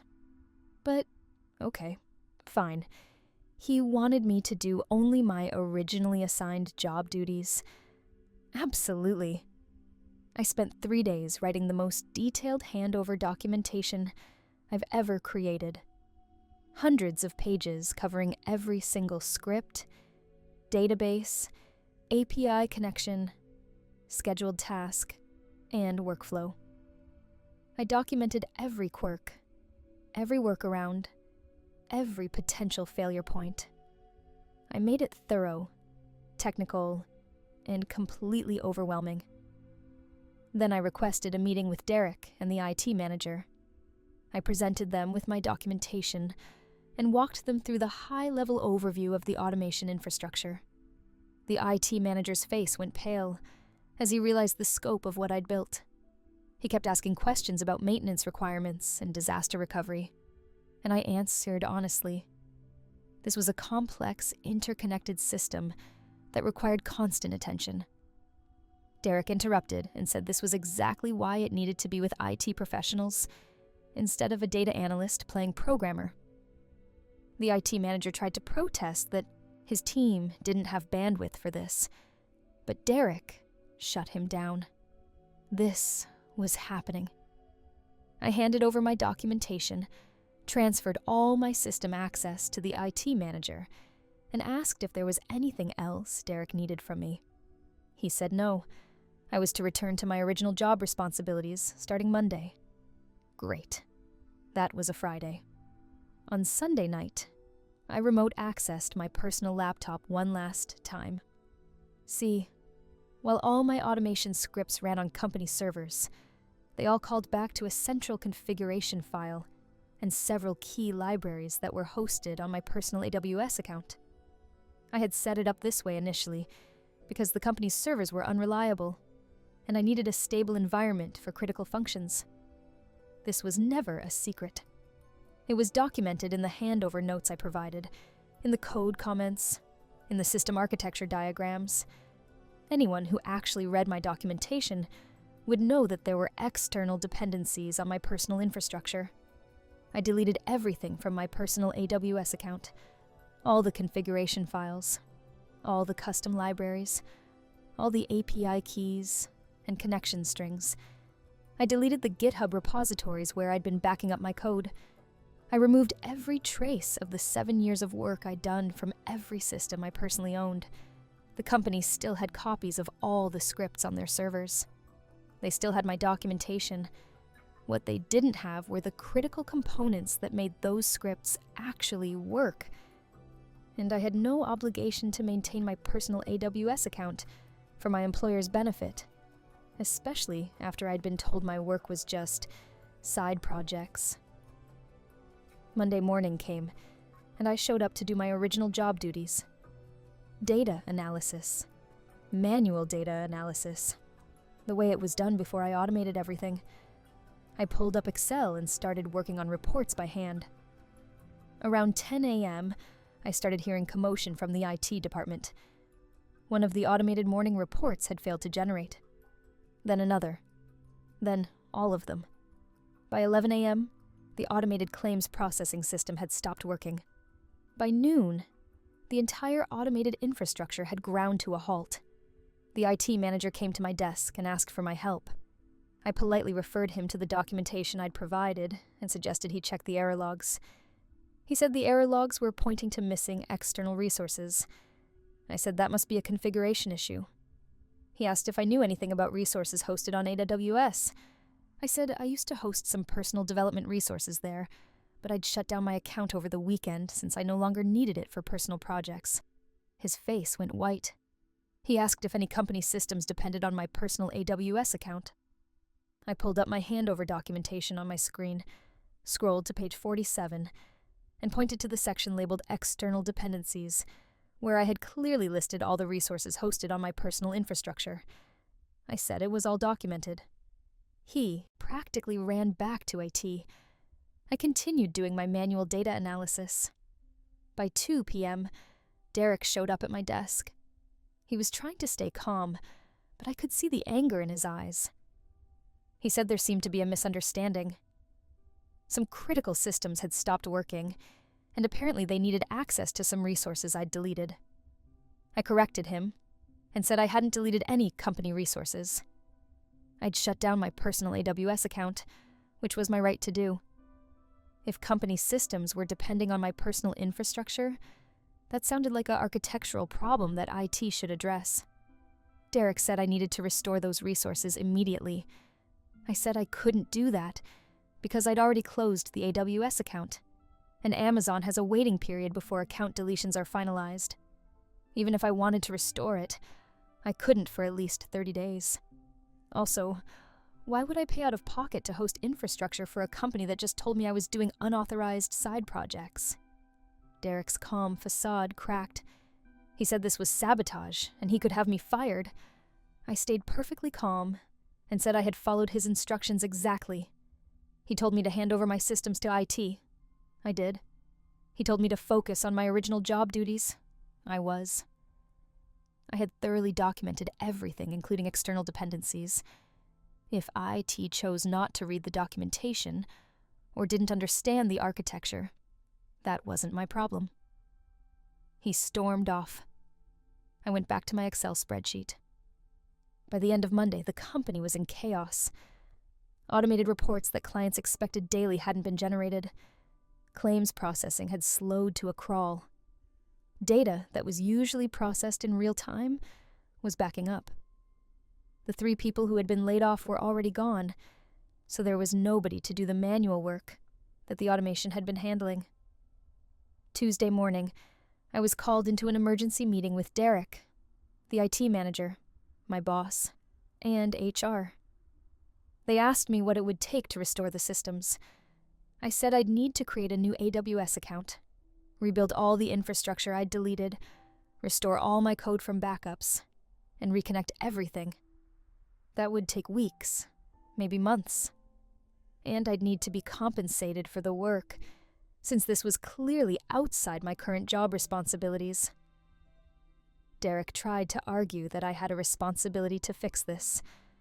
I calmly pointed out that I had offered to work with IT to transition the systems properly. Derek had refused and insisted it could handle it. I had provided comprehensive documentation. If IT couldn't figure it out from the documentation, that suggested the documentation was being ignored. The IT manager jumped in and admitted that yes, the documentation was extremely detailed, but his team didn't have the expertise to rebuild this infrastructure from scratch. They were support staff, not developers. He'd been trying to tell Derek this from the beginning.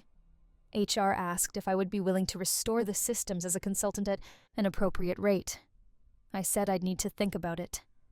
They asked how long. I said I'd let them know by end of week. In the meantime, I suggested they might want to bring back the 3 people who were laid off to handle the manual work, since the automation wasn't working. By Wednesday, the company was losing money. Lots of money. Clients were complaining about delayed reports. Claims weren't being processed on time, which meant potential regulatory issues. The other departments that were supposed to absorb our work couldn't handle the volume without the automation tools I'd built. Derek tried to go around me. He had IT attempt to rebuild the systems from scratch using my documentation. But here's the thing about 7 years of iterative development. It's not something you can just recreate in a few days. My scripts had dependencies on other scripts. There were workarounds for quirks in specific data sources. There were optimizations that weren't obvious from reading code. It was a house of cards, and they didn't know which card to start with. Thursday morning, I got a call from the CEO. Not Derek, not HR, the actual CEO of the company. He asked me very politely if I would meet with him to discuss the situation. I agreed. In the meeting, he was surprisingly honest. He said Derek had made a mistake.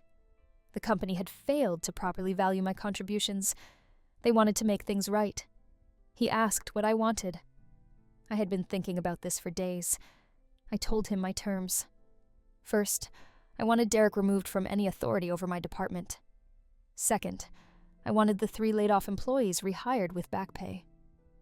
Third, I wanted a promotion to a newly created position, Director of Analytics and Automation, with a salary increase of 40%.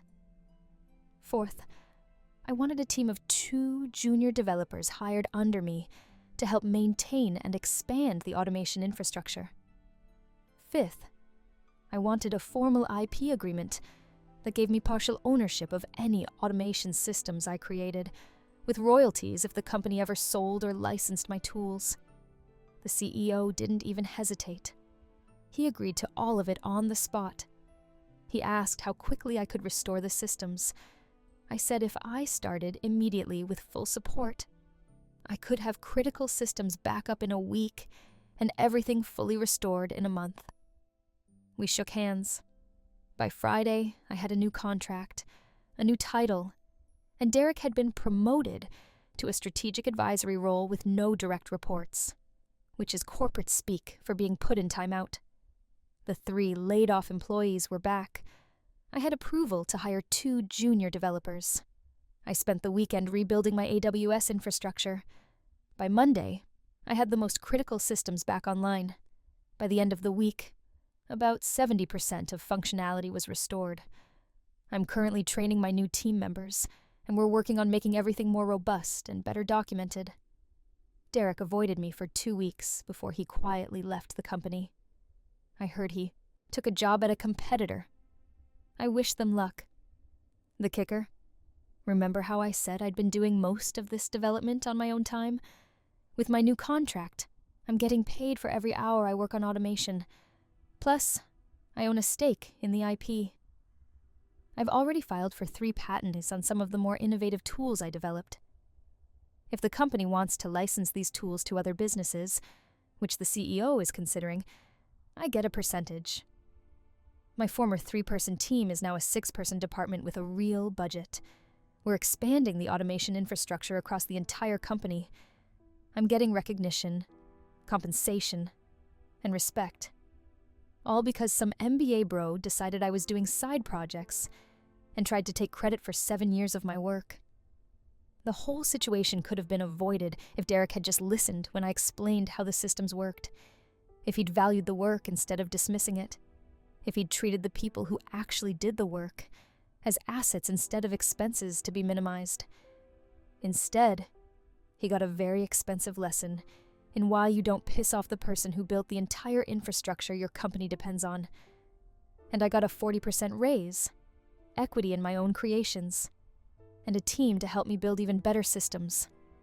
To anyone out there who's building tools and automation that your company depends on, document everything, know your worth, and don't be afraid to let things break if people won't listen.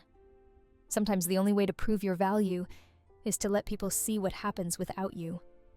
And to any managers out there who think the technical people are exaggerating when they talk about system complexity and maintenance requirements, we're not. Listen to your experts or learn the hard way. I'm still at the company, my team is thriving, and we just got approval for an even bigger budget next year. Meanwhile, Derek is at a competitor probably telling people how to maximize human capital efficiency. I genuinely feel bad for whoever has to work under him next. Sometimes the best revenge is just letting people experience the natural consequences of their own bad decisions. And getting a massive raise in the process doesn't hurt either. Story 6. 2 years ago, I called into a local radio station during my morning commute and won what I thought was the greatest prize imaginable. A lifetime supply of pizza from a regional pizza chain called Marco's Pizza Palace. Unlimited pizza, any toppings, any size, delivered free for the rest of my life. I was ecstatic. I screamed in my car. I called everyone I knew. I thought I'd won the lottery. I was very wrong. This prize has become a curse that haunts me daily, and I genuinely don't know how to make it stop. Let me back up. I'm a 38-year-old divorced guy, living alone in an apartment in Columbus, Ohio. I work in insurance claims processing. I eat a lot of takeout because I can't cook and don't want to learn. Pizza is my go-to meal. I was eating pizza 3 or 4 times a week and spending probably $200 a month on it. When the radio DJ announced they were giving away a lifetime supply of pizza, I immediately called in. I was caller number 9. I needed to be caller number 10. I hung up and called again and again and again. Finally, on my 8th try, I got through as caller 10. The DJ asked me a trivia question. What year was pizza invented? I guessed 1500s. Wrong, but close enough apparently. The DJ said I was close enough and I'd won. I heard the congratulations sound effects and nearly crashed my car from excitement. They had me come to the radio station that afternoon to sign paperwork and do a photo op. The contest was sponsored by Marco's Pizza Palace, a chain with about 30 locations across Ohio. The owner, Marco Costello, was there for the photo. Big handshake, big check, made out to lifetime pizza winner. Lots of pictures. Marco explained the terms. I could order any pizza, any size, any toppings, from any Marco's location, any time they were open, as many times as I wanted, for free, forever. Delivery was included. I just had to identify myself as the lifetime winner when ordering. The only restrictions were that I couldn't resell the pizza, and I couldn't transfer the prize to anyone else. It was for my personal consumption only. Fair enough. I asked what happened if the chain went out of business, or if I moved out of state. Marco laughed and said the chain had been around for 40 years, and wasn't going anywhere. If I moved, the prize would transfer to the nearest Marco's location, wherever I was. If somehow all locations closed, the prize would be void, but that wasn't going to happen. I signed the paperwork without reading it carefully, because I was too excited. First mistake. The first month was amazing. I ordered pizza constantly. Breakfast pizza with eggs and bacon, lunch pizza with all the meats, dinner pizza with different toppings every night, late night snacks of dessert pizza. I was in heaven. My friends loved it. I'd have people over and order 6 different pizzas. Football Sunday meant pizza for everyone. My nephew's birthday party, pizza. My coworker's retirement party, pizza. I was the pizza hero. But then I started gaining weight. A lot of weight. In 2 months, I gained 25 pounds. My clothes stopped fitting. I felt sluggish and unhealthy. My doctor scolded me about my cholesterol and blood pressure. I decided to cut back on the pizza. Maybe just once or twice a week instead of multiple times a day. Reasonable amount for a normal person who happens to have free pizza. That's when the phone calls started. Marco's marketing director called me to check in. How was I enjoying my prize? I said it was great, but I was trying to eat healthier, so I was cutting back. She said that was fine, but they'd love for me to order more frequently because it was great publicity for the contest. I said I'd order when I wanted pizza. She said, of course, no pressure, but they were tracking my orders for a case study on contest effectiveness, and it would really help them if I maintained consistent ordering. I thought that was a weird request, but said okay. I'd order more regularly. I started ordering pizza 3 times a week, even when I didn't really want it. I'd eat 1 slice and give the rest to neighbors or throw it away. Then the marketing director called again. They'd noticed I was wasting pizza. Delivery drivers reported seeing full pizzas in my trash. That was against the spirit of the contest, which was for personal consumption. Could I please only order pizza? I actually planned to eat? I was confused. How did they know what was in my trash? Apparently, delivery drivers were instructed to note anything unusual. They'd been reporting my pizza waste. I said this was getting weird and invasive. She said they just wanted to ensure I was enjoying my prize properly. I told her I'd order pizza when I wanted it, and do whatever I wanted with it. She said actually, according to the contract I signed, there were stipulations about proper use. I dug out the contract and read it for the first time. Buried in the fine print was a clause stating that the winner agreed to order pizza at least twice per week and consume it personally. Failure to maintain regular usage could result in prize revocation. I called back furious. Why would free pizza have a minimum usage requirement? The marketing director explained that the lifetime supply prize was part of a larger marketing campaign. They needed data showing sustained winner engagement for their case studies and investor presentations. The contest had cost the company a significant amount in publicity, and they needed to show it drove customer loyalty. I was trapped. If I didn't order pizza twice a week minimum, they'd revoke my lifetime supply. But ordering that much pizza was making me unhealthy, and I was wasting food. I tried to find a workaround. I started ordering the smallest sizes, with minimal toppings to reduce waste. The marketing director called and said they needed me to order normal pizzas, not systematically, the cheapest options. I asked what defined normal. She said at least medium pizzas with average topping amounts. This was insane, but I was stuck in a contract. I started ordering medium pizzas twice a week and forcing myself to eat them. My weight ballooned. I felt terrible. My doctor warned me I was heading toward diabetes. Month 6 into my lifetime of pizza, I got a call that Marco's was expanding their marketing around my story. They wanted to feature me in commercials as the satisfied lifetime winner. I'd get paid a small fee for my appearance. I said I didn't want to be in commercials. The contract said I had to cooperate with reasonable promotional requests. Commercials were considered reasonable. If I refused, prize revocation. So I showed up for the commercial shoot. They wanted me to look happy and excited while eating pizza. I tried, but I was 50 pounds heavier than when I'd won, and I felt sick every time I looked at pizza. The footage showed a clearly uncomfortable overweight guy, forcing down pizza while trying to smile. They made me redo it 5 times. The director kept saying I needed more enthusiasm. I needed to sell it. This was supposed to be every pizza lover's dream. Finally, they got footage they could work with. The commercial aired, and I was mortified. My ex-wife called to ask if I was okay, because I looked miserable. My mom said I looked like I'd gained a lot of weight. Co-workers made jokes. The worst part was now people recognized me. Strangers would approach me at grocery stores, asking if I was the lifetime pizza guy. Some would congratulate me. Others would make jokes about my weight or ask for free pizza. I tried to hide. I started ordering delivery only and requesting they leave pizza at the door. Marco's marketing director called and said that wasn't the spirit of customer engagement.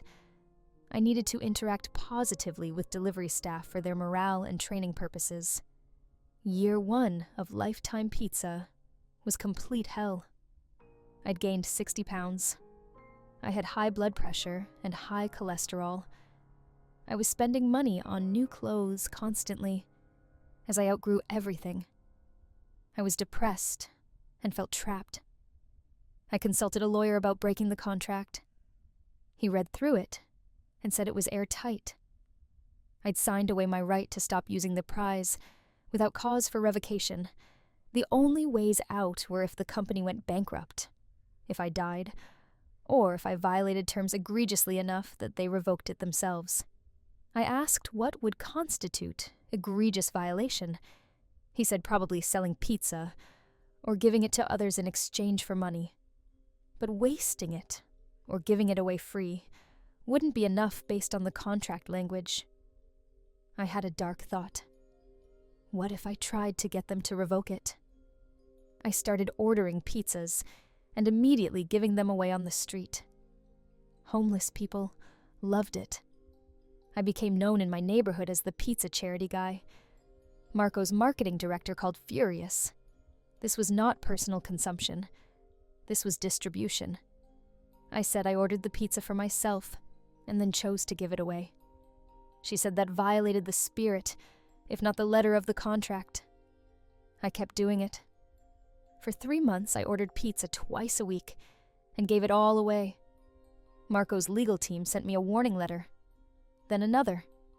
Finally, they called me in for a meeting. I thought I'd succeeded in getting them to revoke the prize. Instead, they proposed a compromise. I could donate pizza to charities and homeless shelters as long as I also ordered pizza for personal consumption at least once a week. This would be good publicity for them and solve my food waste issue. I was back to eating pizza weekly minimum, plus they wanted me to facilitate charitable donations on their behalf. I was now working for free pizza. Year 2 got weirder. Marco's was bought by a larger restaurant corporation. The new ownership wanted to leverage their assets, including the Lifetime Pizza winner story. They produced a mini documentary about me for their website. The documentary made me look pathetic. Overweight, lonely guy whose greatest achievement was winning free pizza. They interviewed my ex-wife, who said the pizza obsession was one reason we grew apart. They showed me delivering pizza to homeless people like I was some kind of saint, instead of someone desperate to get rid of unwanted food. The documentary went viral in a sad way. I became a meme. Lifetime Pizza Guy was used as an example of prizes that sound great, but actually suck. Late-night talk shows made jokes about me. My life became a punchline. I fell into serious depression. I started seeing a therapist specifically about the pizza situation. She'd never heard anything like it. We talked about feeling trapped, about how something that should bring joy had become a prison, about the absurdity of corporate contracts controlling your life. She suggested I might have developed an eating disorder related to being forced to consume food I didn't want. I'd swing between forcing myself to eat pizza, to meet contractual obligations, and then not eating anything else because I was so sick of food. My health continued deteriorating, 70 pounds heavier than pre-pizza, pre-diabetic, sleep apnea, joint pain from the extra weight, all from free pizza. I tried one more legal avenue. I hired a different lawyer who specialized in consumer contracts. She found one possible out. The contract said lifetime supply for personal consumption. She argued that personal consumption had to be voluntary. Forced consumption, under threat of revocation, wasn't truly personal. We drafted a letter to Marco's parent corporation, explaining this interpretation, and requesting release from the contract on mental health grounds. I included letters from my doctor and therapist about the psychological and physical damage. The corporation's lawyers responded that consumption wasn't forced. I could stop any time by accepting prize revocation. The fact that I chose to continue was proof of voluntary participation. They had me.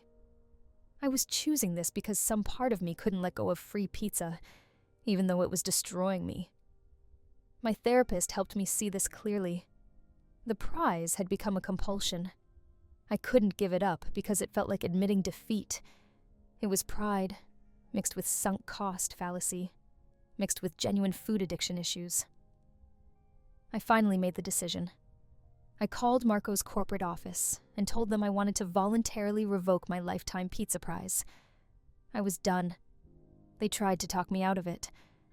This was unprecedented. No Lifetime winner had ever voluntarily given up their prize. It would be bad PR. Could we work out another compromise? I said no. I wanted out completely. Full revocation. I'd sign whatever they needed. There was a week of back and forth with lawyers. Finally, they agreed. I signed revocation paperwork. The lifetime supply of pizza was terminated. I was free. The day after revocation became official, I felt lighter. Not physically. I was still 70 pounds overweight. But mentally, the obligation was gone. I never had to eat another slice of Marco's pizza. I started working with a nutritionist and personal trainer.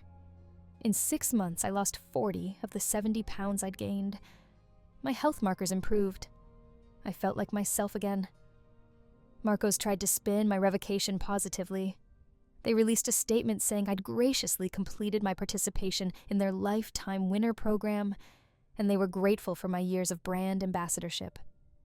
They made it sound like a mutual decision, instead of me escaping a nightmare. The documentary about me got updated with my revocation. They framed it as a story about knowing when to let go of good things, missing the point entirely that it was never a good thing.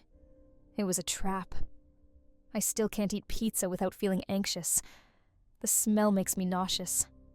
My friends understand and don't order it when I'm around. I'm slowly working through the food issues with my therapist. The craziest part? Marcos contacted me 6 months after revocation, asking if I'd be interested in being a paid spokesman about my experience. They wanted me to talk about how even unlimited free food requires moderation and responsibility. I declined, very firmly. My lawyer sent them a cease and desist, requesting they stop using my name and likeness in any capacity. They complied. I see the commercials sometimes. New contests for free food, new winners looking excited. I want to warn them. Read the contract. Understand what you're agreeing to. Free isn't always free. But I know they wouldn't listen. I wouldn't have listened. The promise of unlimited anything is too tempting. You don't think about the strings attached until you're tangled in them. I'm doing better now. Lost 50 of the 70 pounds. Health is improving. Mental state is better. I've started dating again, and actually disclosing the pizza story has been a good filter for finding people with a sense of humor. One woman said I was the only person she'd ever met whose life was ruined by winning a contest. We laughed about it. We're still seeing each other. My advice, if you're ever thinking about entering contests for lifetime supplies, don't. Or at least read every word of the contract first. And think seriously about whether you actually want unlimited access to anything. Scarcity creates value. Unlimited access to something removes all joy from it. I learned that lesson the hard way with pizza. These days I eat salads and grilled chicken and vegetables. Boring healthy food. And I've never been happier with a meal in my life. Sometimes I'll see someone eating pizza, and I'll have a moment of longing. Not for the food, but for the simplicity of the before times when pizza was just a food I enjoyed occasionally, instead of a contractual obligation that controlled my life. But then I remember the weight gain, the health issues, the depression, the feeling of being trapped, and I'm grateful to be free. I won a lifetime supply of pizza, and it was the worst thing that ever happened to me.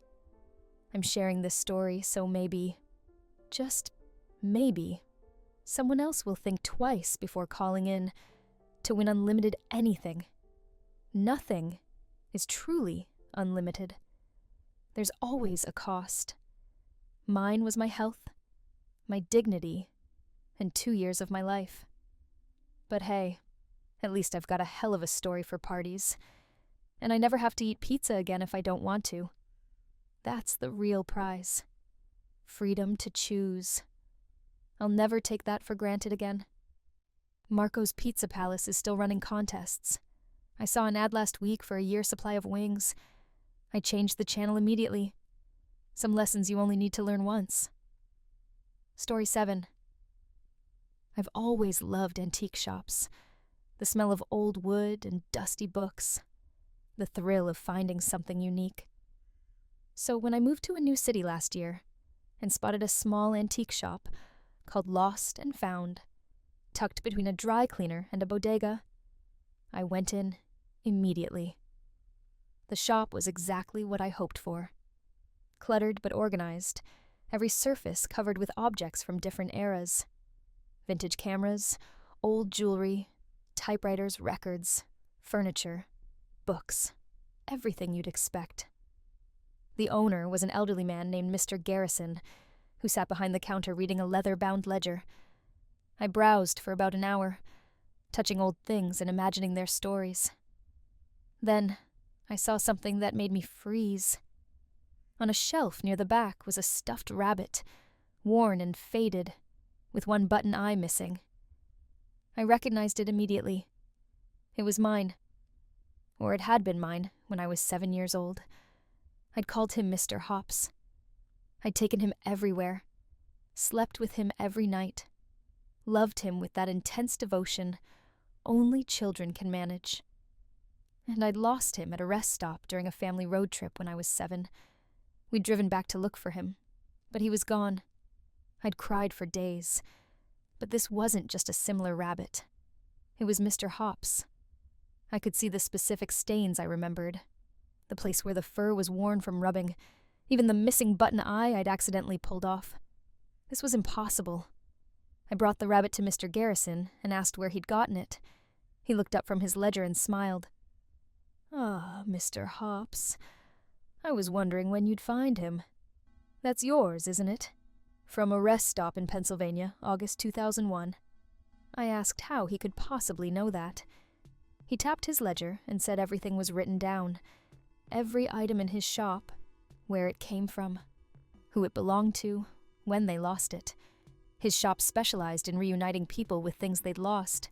I asked if this was a prank, if someone had told him about my childhood toy. He said no. This was just what his shop did. People lost things. And eventually, those things found their way here. And eventually, the people who lost them found their way here too. I bought Mr. Hops for $5. Mr. Garrison wrapped him carefully and said I'd be back. People always came back once they realized what the shop really was. At home, I examined the rabbit closely. It was definitely Mr. Hops, no question. Every detail matched my memories, but it should have been impossible. How could my childhood toy, lost in Pennsylvania 23 years ago, end up in an antique shop in a city I'd just moved to? I went back the next week, not to shop, but to ask questions. Mr. Garrison was behind the counter as always, reading his ledger. I asked him directly how his shop worked. He closed the ledger and explained. Lost and Found wasn't a normal antique shop. It existed at the intersection of what was lost and what was searching. Objects that were loved and lost didn't just disappear. They carried an emotional weight, a connection to their owners. And that connection pulled them eventually to places like his shop. He said there were maybe a dozen shops like his scattered around the world, places where lost things accumulated, waiting for their owners to find them again. Not every lost object ended up there, only the ones that mattered. Things that were loved, things that carried memories, things that left an absence when they disappeared. I asked how the objects traveled to his shop. He said he didn't know the mechanics, just that they appeared. Sometimes he'd open in the morning and find new items on the shelves that hadn't been there the night before. He'd write them in his ledger, noting what they were and who they belonged to. And eventually, that person would walk through his door. I asked if people always found what they'd lost. He said no, only if they were ready. The shop only revealed objects when their owners were prepared to see them. I could have walked into Lost and Found a year ago, and Mr. Hops wouldn't have been visible to me. But now, at this point in my life, I was ready to find him again. Over the following months, I became a regular at Lost and Found. I'd stop by once or twice a week, browsing the ever-changing inventory. And I started recognizing my own lost things. A necklace my grandmother had given me that I'd lost in college. A book I'd lent to a friend who moved away. A watch that had slipped off my wrist at a concert. Small things I'd forgotten about. But when I saw them, the memories flooded back. Mr. Garrison never charged more than a few dollars for anything. He said the shop wasn't about profit. It was about reunion. His job was to maintain the space, to catalog what arrived, and to help people recognize what they'd lost. I asked about the other customers. Did they notice they were finding their own lost belongings? Mr. Garrison said most people didn't make the connection. They'd see something familiar, think it was similar to something they once owned, and either buy it or move on. Only a few people, like me, realized the truth. Those few became regulars, like I had. We'd recognize each other. We'd sometimes compare notes about what we'd found. There was a woman named Patricia who'd found her wedding ring, lost in a divorce 15 years ago. A young man named David who'd found a baseball glove his father had given him before his father died. An elderly woman named Ruth who'd found love letters from her late husband that she'd thought were destroyed in a fire. We all had the same question. Why these objects? Why now? Mr. Garrison's answer was always the same. The objects appeared when we needed them, when finding them would mean something. The shop operated on emotional time, not chronological time. I started testing the limits of lost and found. I'd think about things I'd lost over the years, deliberate losses and accidental ones, and then I'd visit the shop to see if they'd appeared. Some had, some hadn't. The pattern became clear. Objects charged with emotion were there. Things I'd lost and mourned, things that represented important moments or relationships. Those appeared on the shelves. But things I'd lost casually, phone chargers and sunglasses and cheap pens, those never showed up. The shop curated carefully. Then one day, I found something I'd never lost. It was a journal, leather-bound and old, with my name embossed on the cover. But I'd never owned a journal like this. I opened it and found pages of handwriting that looked like mine, but wasn't quite. The entries were dated from next year, describing events that hadn't happened yet. I brought it to Mr. Garrison, confused. He looked at it, and then at his ledger, flipping through pages with a concerned expression. Finally, he said this was unusual. The shop occasionally received items from possible futures, things that could be lost if certain paths were taken. This journal represented a future version of myself. He suggested I not read it too carefully. Knowing too much about possible futures could influence choices in ways that made those futures impossible. The journal existed in his shop as a warning or a guide, but engaging with it too deeply could create paradoxes. I took the journal home, but struggled with whether to read it. The entries I'd glimpsed described a life both similar and different from mine. Relationships I hadn't formed yet, a career path I was considering, losses I might experience. It was tempting to use it as a roadmap, to avoid the mistakes future me had apparently made. But Mr. Garrison's warning stuck with me. If I changed my path based on the journal, would that future still happen? Would the journal become inaccurate? Or would reading it lock me into that timeline? I brought the journal back to the shop and asked Mr. Garrison to keep it. He nodded and placed it on a special shelf behind the counter, where he kept items that were complicated, objects that existed in temporal gray areas. He said, if I ever truly needed it, it would find its way back to me. After the journal incident, I started noticing other unusual items in the shop. A photograph that showed me at an age I hadn't reached yet. A letter addressed to me in my own handwriting, but describing events I hadn't experienced. Objects from possible timelines. Alternative versions of my life. Mr. Garrison explained that the shop existed outside normal time, or perhaps in all times simultaneously. It could receive objects from the past, present, and future. From timelines that were, and timelines that might be. The shelf of lost things was vast beyond what the physical shop suggested. He showed me the back room, which I'd never been allowed to enter before. It was impossible.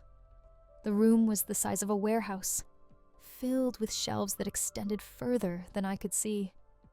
Millions of objects, maybe billions, all cataloged in ledgers that filled entire walls. Mr. Garrison said every object anyone had ever loved and lost was potentially here.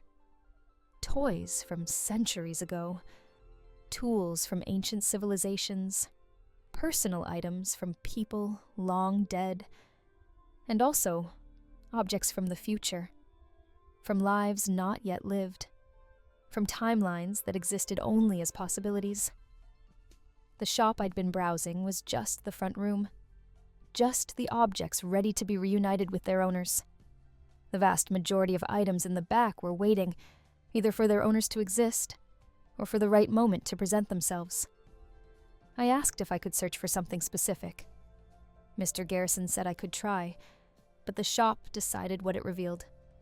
I could spend hours searching the back room and find nothing.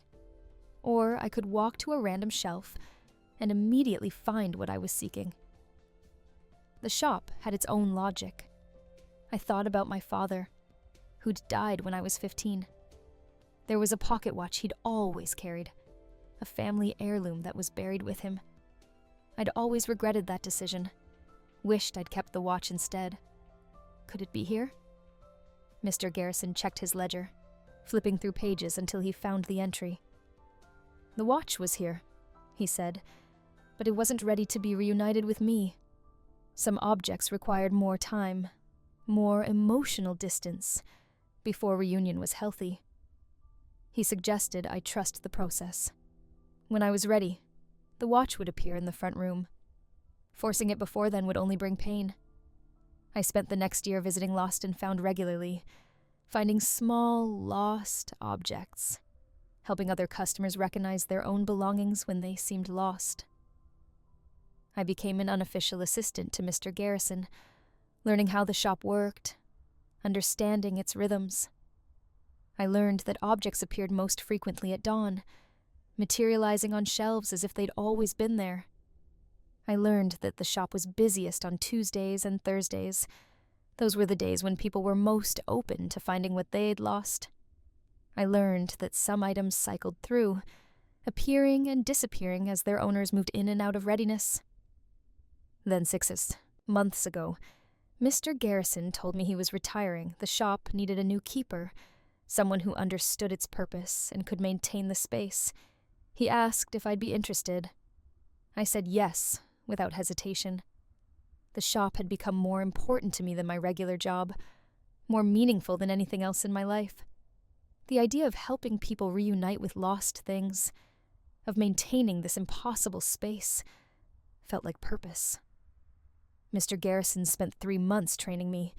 He taught me how to read the ledgers, how to recognize when objects appeared, how to help customers without revealing too much. He taught me the ethics of the shop, when to intervene, and when to let people discover on their own. And he taught me the most important rule. The keeper of Lost and Found could never retrieve their own lost objects. The temptation would be too great, the bias too strong. As keeper, I had to let my lost things remain lost, or trust the shop to reveal them in its own time. This meant I couldn't claim my father's watch, even though I now knew exactly where it was in the back room. As keeper, that watch would remain just out of reach, a reminder of what the shop represented. Mr. Garrison left on a Tuesday morning. He simply wasn't there when I opened the shop, and his name had been removed from the ledgers. He'd become what he called a graduated keeper, moving on to wherever keepers went when their time was done. I've been running Lost and Found alone for 6 months now. Every morning I find new objects on the shelves. Every day, customers come in and find things they didn't know they were looking for. Every week, someone recognizes something they lost years or decades ago and leaves crying happy tears. The shop provides for me. Not in money, though there's always enough in the register to cover my bills, but in purpose, in the satisfaction of witnessing reunions, in the knowledge that I'm maintaining something important. I've started recognizing regular patterns.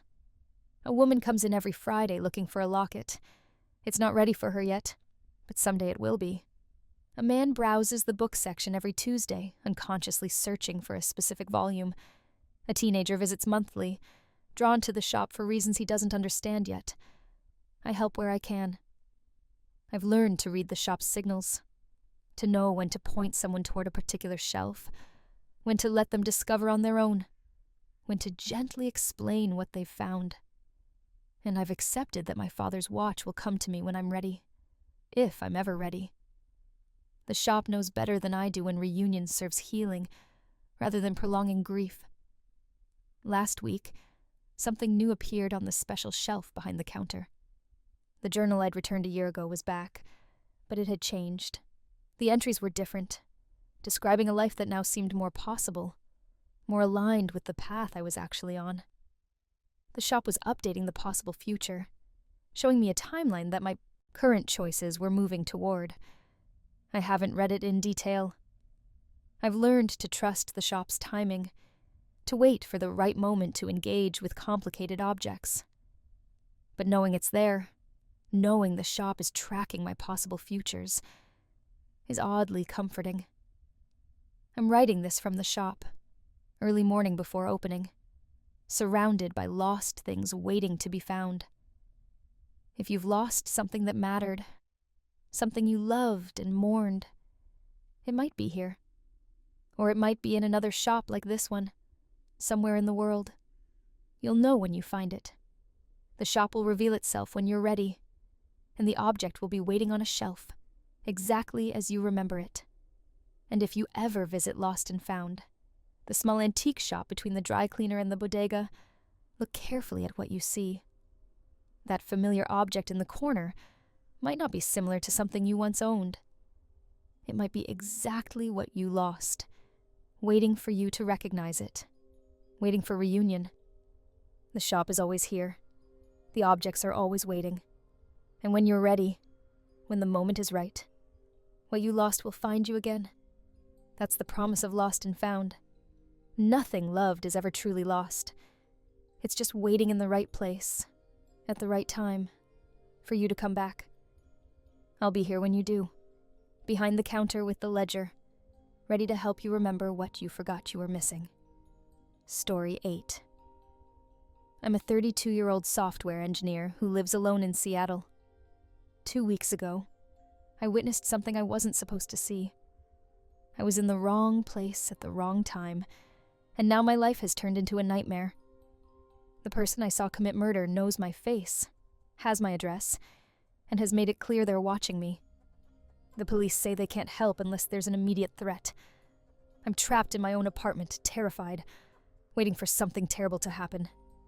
I'm writing this down as a record in case something happens to me. Someone needs to know the truth. It started on a Tuesday night.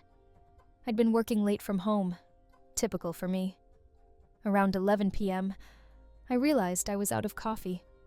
I can't function without coffee, so I walked to the 24-hour convenience store 3 blocks away. It was raining. Streets were empty. Normal Seattle night. I took my usual route through an alley that cuts between 2 apartment buildings. It's well lit, and I've walked it hundreds of times. Safe shortcut. Except, that night it wasn't safe. I was halfway through the alley when I heard voices. Angry voices. 2 men arguing. I should have turned around, but I didn't process the situation fast enough. I kept walking. As I got closer, I saw them. 2 men in the shadows between buildings. One was tall, wearing a dark jacket. The other was shorter, gesturing frantically. They were arguing about money. The shorter man was saying something about being paid what he was owed. The taller man said there was no money. It escalated quickly. I froze. I should have backed away, quietly, but I was paralyzed watching. The taller man pulled something from his jacket. A gun. The shorter man put his hands up, started pleading. I heard him say, "Please, I have a family." The taller man shot him. No hesitation. Just raised the gun and fired. The sound was different than in movies. Sharper. More real. The shorter man crumpled to the ground. I watched him fall. Watched him stop moving. Watched the pool of blood spreading on the wet pavement. The taller man stood there for a moment. Then he looked up. Looked directly at me. We made eye contact. He saw my face clearly under the alley light. I saw his. White male, maybe late 30s, dark hair, beard, cold eyes. We stared at each other for what felt like an hour, but was probably 3 seconds. Then my survival instinct kicked in. I ran. I heard him shout, but I didn't look back. I ran as fast as I've ever run in my life. Back the way I came. Away from the murder. Away from the man with the gun. I didn't go to the store. I ran straight home. Locked my door. Stood in my apartment shaking and trying to process what I'd seen. A man was dead. I'd watched him die. The killer saw me, knew I was a witness. What was I supposed to do? Call the police, obviously. But I was terrified and not thinking clearly. I waited an hour. Then I called 911, reported the murder, gave the location, described what I saw. The operator asked if I could identify the shooter. I said yes. She said officers would come to take my statement. 2 detectives arrived at my apartment around 1 a.m. Detective Sarah Chen and Detective Mike Rodriguez. I told them everything.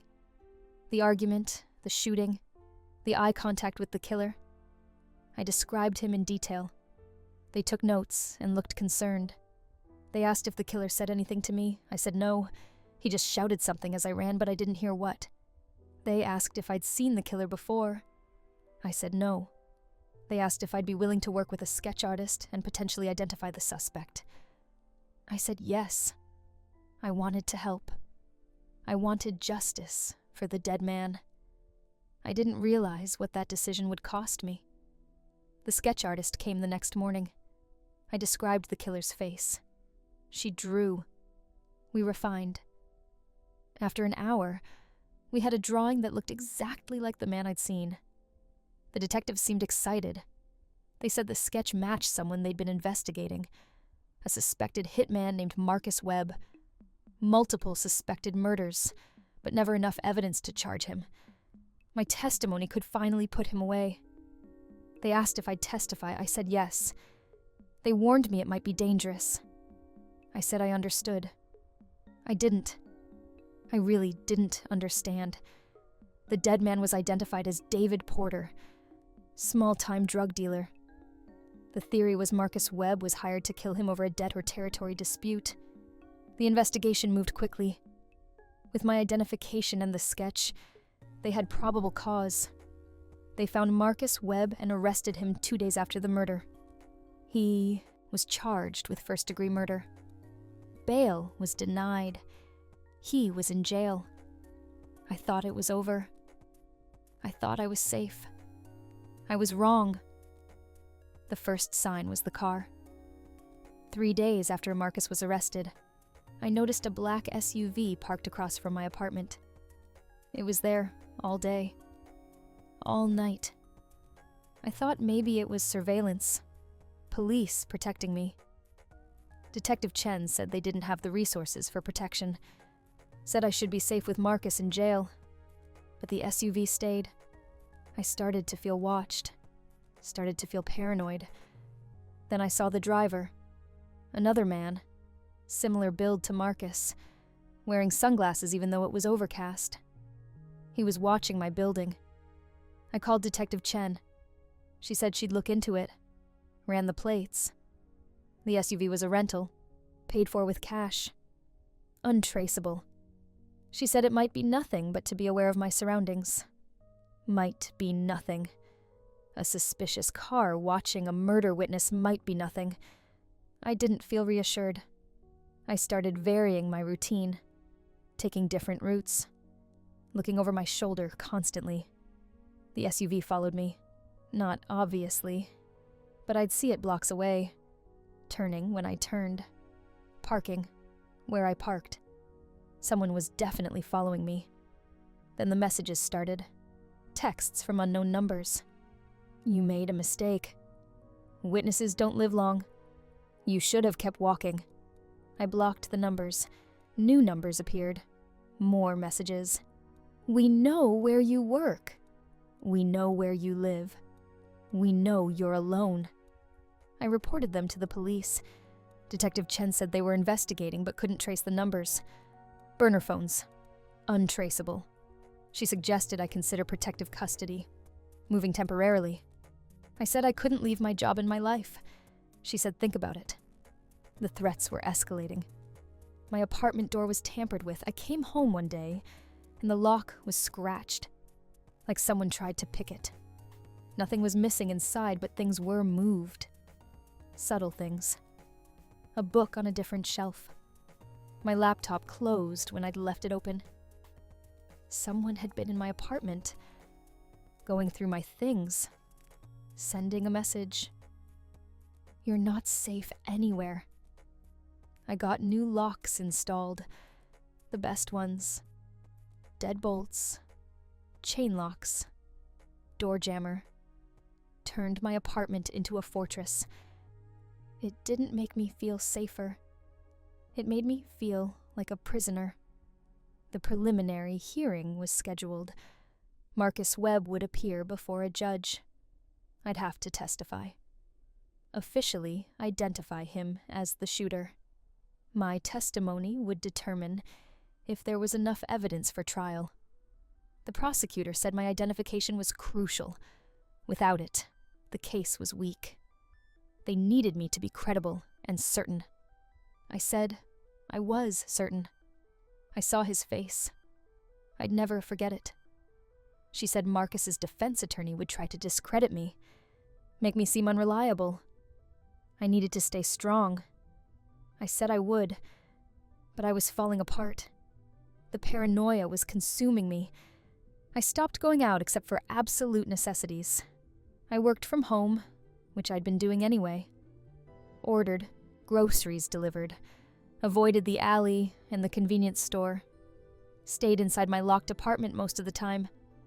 My friends noticed I'd become distant. I couldn't explain without sounding crazy. I'm being stalked by a hitman's associates sounded insane. But it was happening. The messages continued. The SUV appeared regularly. I was being hunted and no one could help me. I bought a gun. I'm not a gun person, I've never owned one. But I felt helpless, and I needed to protect myself. I took a safety course. Learned to shoot. Kept it locked in my nightstand. Just having it made me feel slightly better. Though I wasn't sure I could actually use it if it came down to it. Shooting targets at a range is different than shooting a person. But maybe if my life depended on it, I could. I hoped I'd never find out. The night before the hearing, it escalated. I was in my apartment around 10 p.m. Heard a noise outside my door. Footsteps in the hallway, they stopped at my door. I looked through the peephole. A man standing there. Not Marcus. Someone else. He was just standing there, staring at my door. I didn't move. Didn't make a sound. We stayed like that for 5 minutes. Him outside. Me watching. Then he slid something under my door and left. I waited until I heard the stairwell door close. Then I looked at what he'd left. It was a photo. Of me. Taken through my apartment window. I was sitting at my desk working. The angle showed he'd been outside, in the courtyard behind my building, photographing me without my knowledge. On the back of the photo, a message written in marker. Drop the charges or you're next. I called 911 immediately. Police came, took the photo as evidence, took my statement, said they'd increase patrols in my area, but they couldn't station an officer outside my apartment. Not enough resources. One detective suggested I reconsider protective custody. I started to seriously think about it. I didn't sleep that night. I sat in my living room with the lights off and the gun in my lap, watching the window, watching the door, waiting for someone to break in. Every sound was a threat. Every shadow was an intruder. I was having a breakdown. By morning, I was exhausted and terrified and questioning everything. Was testifying worth this? Was putting Marcus away worth my life? The dead man, David Porter, was a criminal. Did he deserve justice enough that I should risk everything? I felt guilty for even thinking that, but I was thinking it. I called the prosecutor before the hearing, told her about the escalating threats, the photo, the message. I asked if there were alternatives. Could I testify remotely? Could my identity be protected? She said the defense had a right to face their accuser. I'd have to testify in person. Marcus would be in the courtroom. I'd have to look at him and identify him in front of everyone. She said she understood my fear, but justice required my courage. I wanted to tell her that justice wasn't worth my life. But I didn't. I said I'd be there. The hearing was at 2 p.m. I arrived early with Detective Chen. The courthouse had security, which made me feel slightly better. Marcus couldn't get to me there. We entered through a side door, went to a witness room to wait. The prosecutor came in to prep me, asked if I was ready. I said yes. Lying. I wasn't ready. But it was too late to back out now. She said when asked if I could identify the shooter, point directly at Marcus. Make eye contact. Be confident. The jury, in the eventual trial, needed to see I was certain. I said I understood. We entered the courtroom. It was smaller than I expected.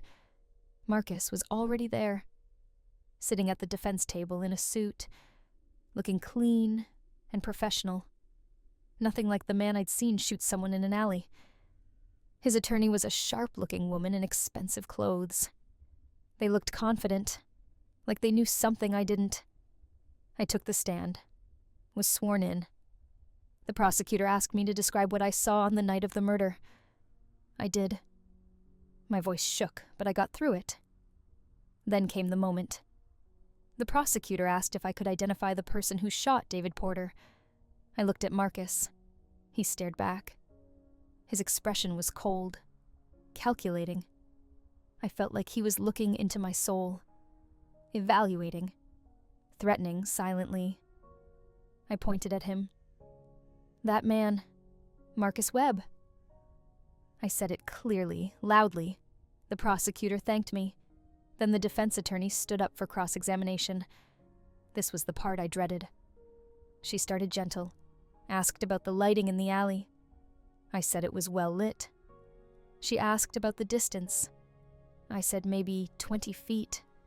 She asked about the duration of eye contact. I said a few seconds. Then she got aggressive. Asked if I was scared. I said yes. She asked if fear might affect my perception. I said no. I saw him clearly. She asked if I'd been drinking. I said no. She asked if I used drugs. I said no. She was trying to make me seem unreliable. I stayed calm, answered everything honestly, but I could feel her undermining my credibility. She asked if I'd ever seen Marcus before that night. I said no. She asked how I could be certain it was him in poor lighting while scared and running away. I said I saw his face clearly. We made eye contact. I'd never forget it. She asked if police had shown me photos before the sketch, implied they might have influenced my identification. I said no. The sketch came from my memory. She kept pushing, kept implying. But I didn't waver. I knew what I saw. The judge eventually cut off the cross-examination. I was excused. I left the courtroom shaking. Detective Chen said I did well. The judge found probable cause. The case would proceed to trial. Marcus would stay in jail. It was a victory, but it didn't feel like one. Because as I left the courthouse, I saw the black SUV again, parked across the street. The driver watching. I pointed it out to Detective Chen. She went to confront him. By the time she got there, he'd driven away. But the message was clear. Marcus might be in jail, but his people were still out there. Still watching. Still threatening. The prosecutor called me that evening. Said she needed to discuss trial preparation. The trial was set for 6 weeks out. I'd need to testify again. She wanted to meet several times to prepare. I said okay, but asked about protection. She said witness protection was for organized crime cases. This didn't qualify. I was on my own. She suggested moving temporarily, staying with family or friends, not telling anyone my location. I said I'd think about it, but I had no family nearby, and I couldn't endanger friends by involving them. I made a decision. I couldn't live like this for 6 more weeks. I couldn't testify at trial. It would destroy me. I called the prosecutor and told her I was withdrawing as a witness. She was shocked, angry, said without my testimony, the case would fall apart.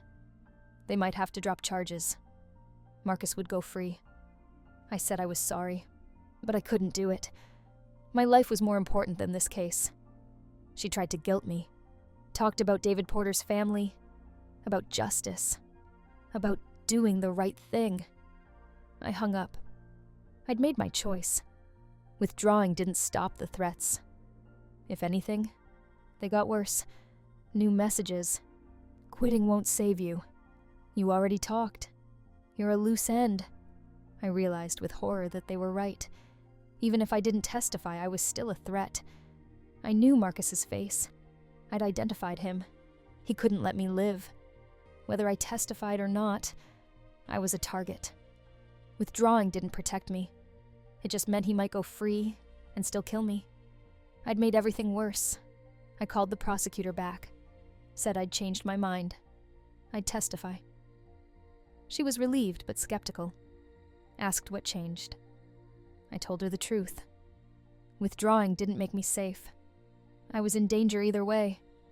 At least if I testified, there was a chance Marcus would stay in prison. If I didn't, he'd be free and still after me. Testifying was actually the safer option. She said she'd need my commitment. I couldn't waffle again.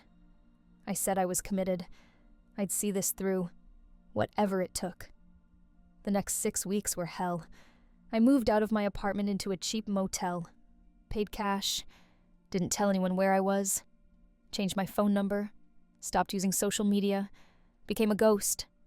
I worked remotely using a VPN, avoided my usual places, lived in constant fear. The motel was depressing, but it felt safer than my apartment. No one knew I was there. At least, I hoped no one knew. Every time someone knocked on a nearby door, I jumped. Every time a car pulled into the lot, I watched from my window. I was paranoid and exhausted and barely holding together. I met with the prosecutor multiple times, practiced my testimony, prepared for cross-examination. She said the defense would be even more aggressive at trial. They'd try to destroy my credibility completely. I needed to stay calm and consistent. I needed to be absolutely certain in my identification. Any hesitation or contradiction would give reasonable doubt. I said I understood. I was certain. I'd seen Marcus shoot David Porter. Nothing would change that truth. She said that certainty needed to show in my testimony. I practiced until I could recite everything without wavering. The trial started on a Monday. I testified on Tuesday. The courtroom was packed. David Porter's family was there. Media.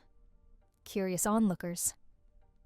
Marcus sat at the defense table staring at me the entire time, trying to intimidate me. I didn't look away. I told my story, described the murder, identified Marcus as the shooter.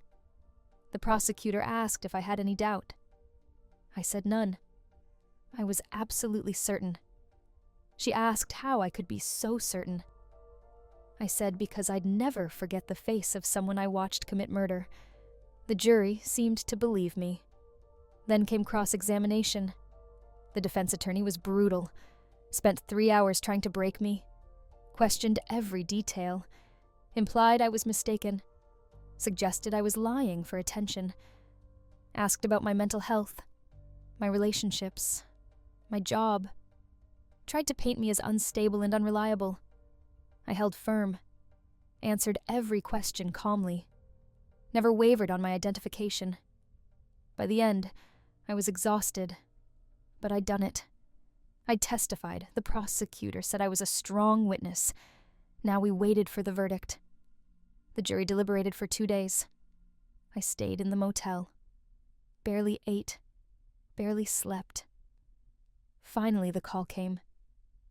Verdict reached. Guilty on all counts. first-degree murder. Marcus Webb was convicted. He'd spend the rest of his life in prison without parole. Justice was served.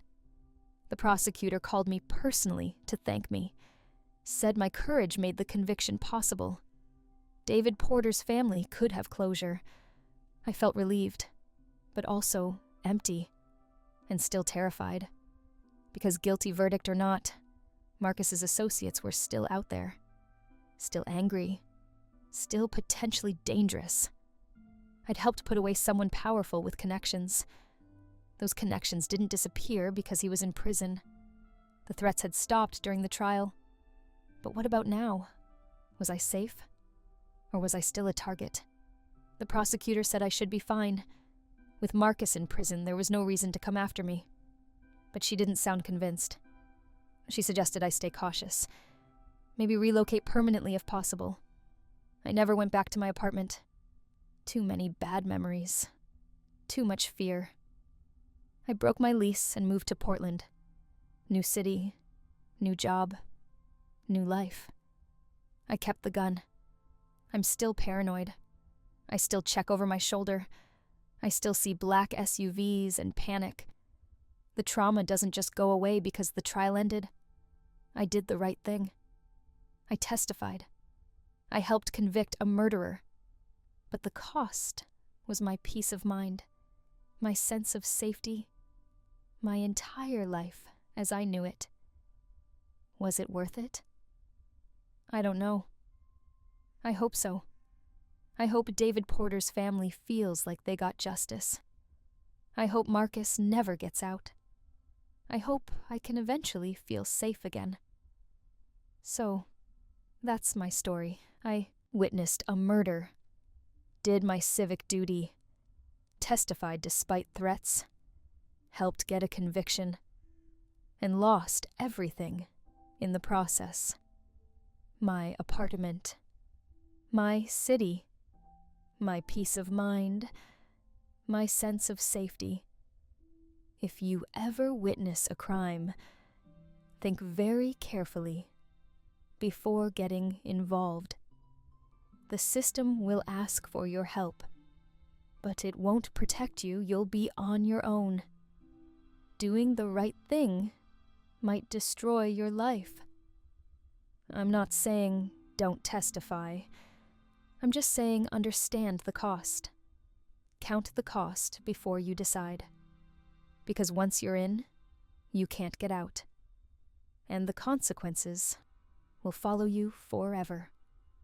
Story 9. I work as a security guard in a high-rise office building in downtown Seattle.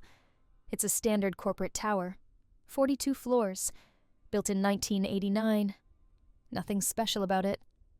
At least, that's what I thought until about 6 months ago, when I started working the overnight shift, and discovered that elevator number 7 doesn't follow the same rules as the other 5 elevators in the building. Let me start by saying I'm not someone who believes in supernatural stuff. I'm a practical person. I spent 8 years in the military. I deal with facts and procedures, and I don't get spooked easily. But what I've experienced with Elevator 7 has challenged everything I thought I understood about how buildings work, and I need to tell someone about it before I lose my mind. The building has 6 elevators total. Elevators 1 through 6 service all 42 floors in a normal, predictable way. You press a button, the elevator goes to that floor. The doors open. You step out onto the floor you selected. Basic stuff. Elevator 7 is different, and apparently it's been different for a very long time, but nobody talks about it. I noticed something was off during my second week on night shift. I was doing my rounds around 2 in the morning, and I called an elevator from the lobby. Elevator 7 arrived. I got in and pressed the button for floor 15, where I needed to check some office doors. The elevator went up, the display showed it was climbing, and it stopped at 15. But when the doors opened, I wasn't looking at the 15th floor. The hallway was different. The carpet was a deep burgundy instead of the standard gray commercial carpet on 15. The walls were painted a dark green, and there were actual paintings hanging at intervals. Not the generic corporate art that's throughout the building, but real paintings, portraits of people I didn't recognize. The lighting was dimmer, coming from old-fashioned sconces instead of fluorescent panels. I stood in the elevator, confused. I checked the floor indicator inside the elevator. It definitely said 15, but this wasn't 15. I pressed the lobby button and went back down. Got out, checked the building directory to make sure I hadn't somehow confused which floor I needed. Nope, floor 15 was definitely where I needed to go. I tried again, this time taking elevator 4. It worked normally. Floor 15 looked like it should. Gray carpet, white walls, fluorescent lights, office doors with company names on them. I completed my check and went about my night, figuring I'd been more tired than I realized and had misread the floor indicator the first time. But it happened again 3 nights later. I called an elevator from floor 22, and elevator 7 arrived. I got in and pressed lobby. The elevator went down, but instead of stopping at the lobby, it stopped at what the indicator said was the 3rd floor. When the doors opened, I was looking at what appeared to be an apartment hallway.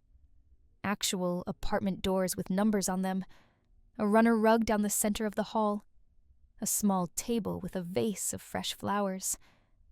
This time I stepped out. The doors closed behind me, and I walked down the hall.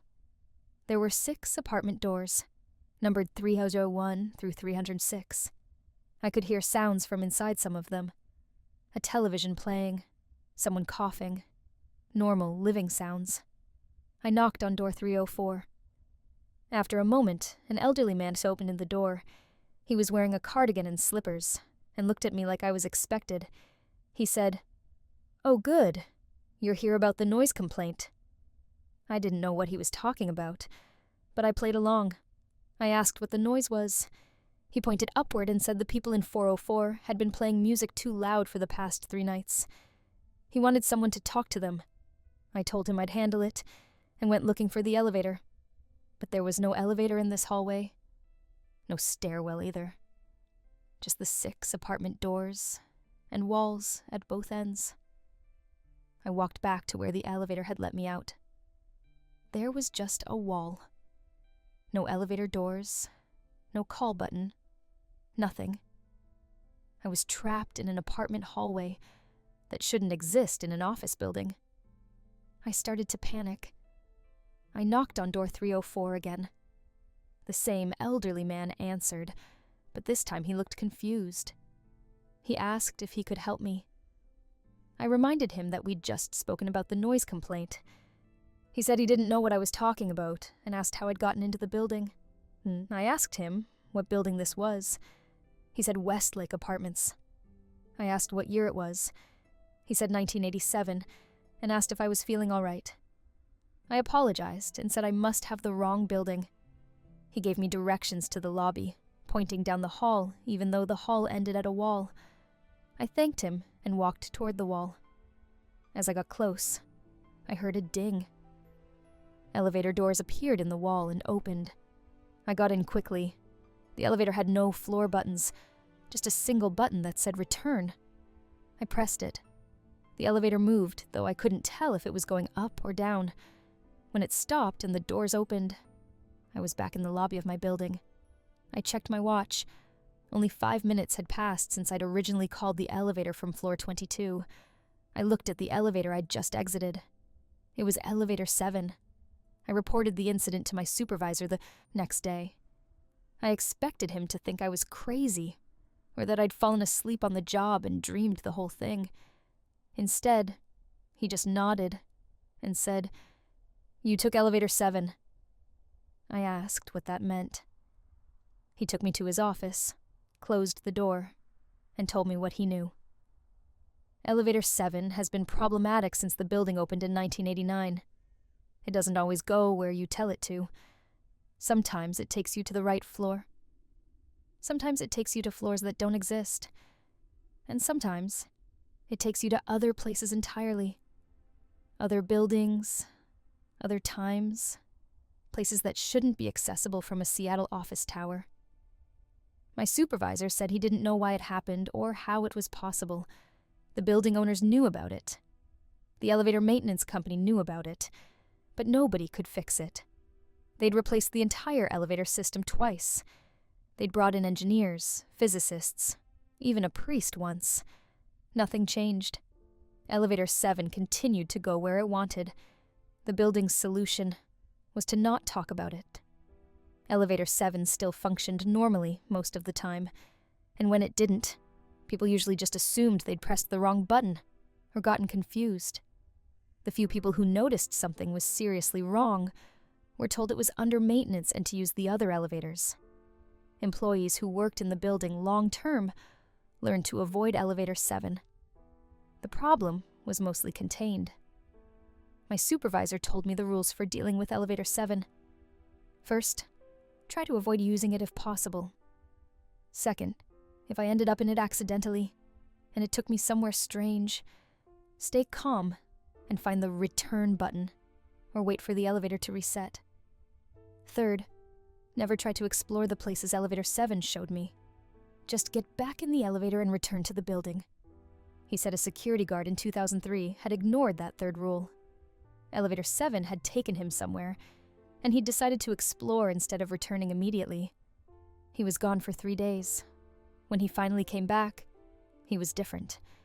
Wouldn't talk about where he'd been, refused to work in the building anymore, and eventually moved out of state. Nobody knew what he'd seen or experienced. I asked if anyone had tried to document where Elevator 7 went. My supervisor pulled out a folder from his desk. Inside were incident reports going back to 1990. Hundreds of them.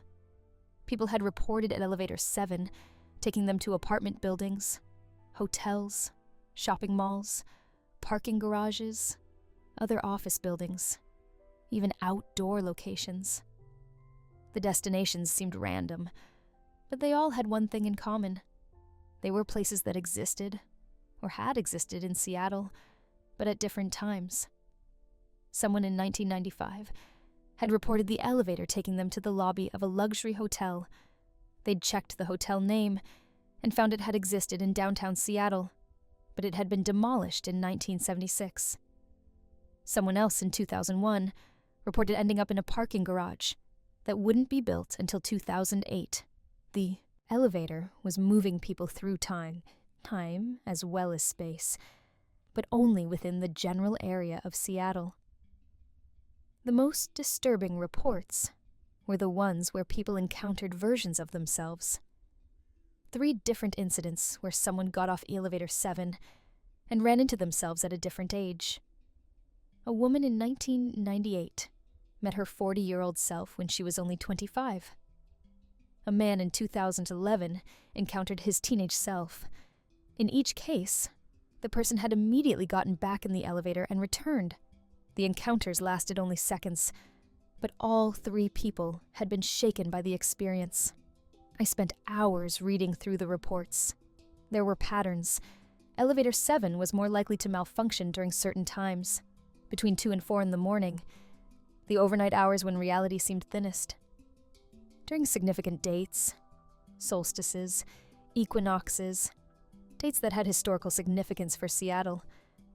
And it responded to intention.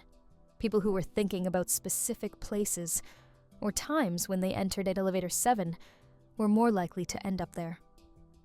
That last part worried me. If the elevator responded to thoughts, what happened when someone thought about somewhere dangerous? Or somewhere impossible? I found a report from 2007 that partially answered that question. A man had gotten into Elevator 7 while thinking about a childhood home that had been torn down. The elevator had taken him there, to the house as it had existed in 1982. He'd walked through his childhood bedroom, seen toys he'd forgotten he owned, even seen himself as a 7-year-old playing in the backyard. He'd stayed too long, trying to relive memories, and when he tried to find the elevator to return, it was gone. He'd been stuck in 1982 for 6 hours before the elevator randomly reappeared and brought him back. I decided I needed to understand Elevator 7 better, not to use it intentionally, but to know what to do if I accidentally ended up in it again. I I started keeping my own log, documenting every time I saw elevator 7 arrive when I called for an elevator, every time I passed it in the lobby. I noticed it was more active during my overnight shifts. During the day, it seemed to function normally, but after midnight, it became unpredictable. 2 weeks after my supervisor told me about elevator 7, I accidentally took it again. I was exhausted after a long shift and just got into the first elevator that arrived. I pressed the button for the parking garage level where I'd left my car. The elevator went down, but it went down too far. The counter showed basement 2, basement 3, basement 4. The building only had 2 basement levels. The elevator stopped at basement 7. When the doors opened, I was looking at a maintenance tunnel I'd never seen before. Old brick walls, exposed pipes, puddles of water on the concrete floor. Work lights hung at intervals, casting harsh shadows. I could hear machinery running somewhere in the distance, a rhythmic clanking that echoed through the tunnel. I remembered the rules. Don't explore, just return. But I didn't see a return button in the elevator this time. The panel showed floors basement 1 through basement 9.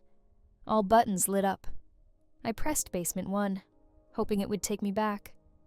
The doors closed, and the elevator started moving sideways. Not up or down, sideways. I could feel it, the sensation of horizontal movement, even though that should have been impossible for an elevator. The elevator stopped, and the doors opened onto a platform. It looked like a subway station, but not any station I recognized from Seattle's light rail. The platform was empty except for one person, a woman in business attire, sitting on a bench reading a newspaper. I checked the date on the newspaper. June 3rd, 2032. 8 years in the future. The woman looked up and saw me. She didn't seem surprised. She said, "First time?" I nodded. She smiled and said it got easier with practice. I asked her how to get back. She pointed to the elevator and said to think about where I wanted to be, not what button to press. The elevator responded to intention more than input. I got back in the elevator and closed my eyes. I thought about the building, about the present day, about the parking garage where my car was waiting. I felt the elevator move, this time in multiple directions at once, a disorienting sensation like being inside a tumbling box. When it stopped and the doors opened, I was in the parking garage. The right parking garage. The right time. My car was there, exactly where I'd left it. I sat in my car for 20 minutes, trying to process what had happened. I'd just been 8 years in the future.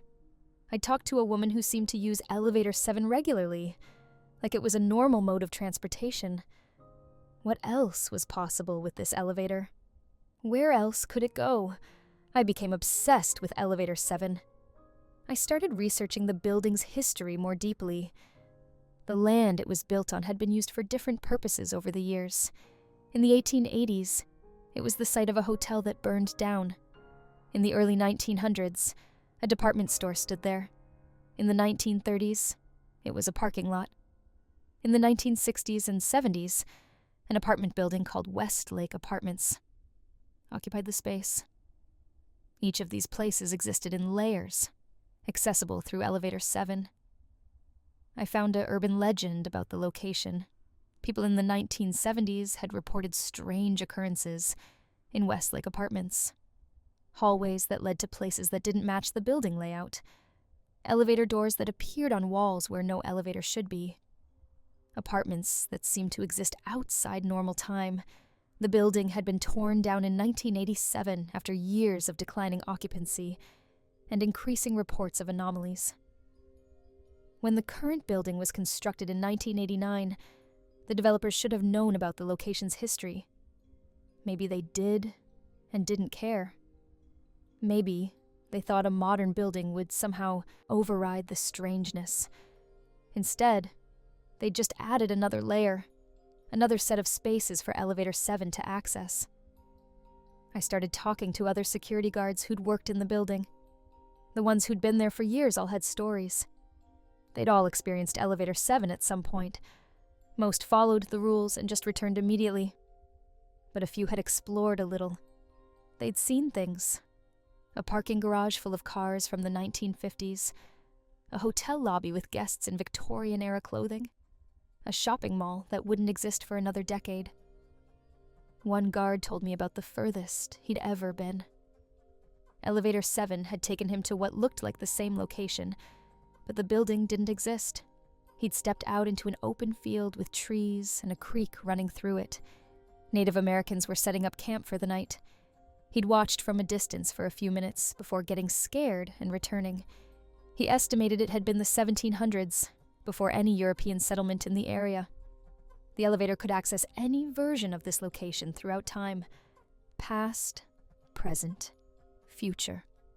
All existing simultaneously, all accessible through the right combination of Elevator 7's mood and the passenger's intentions.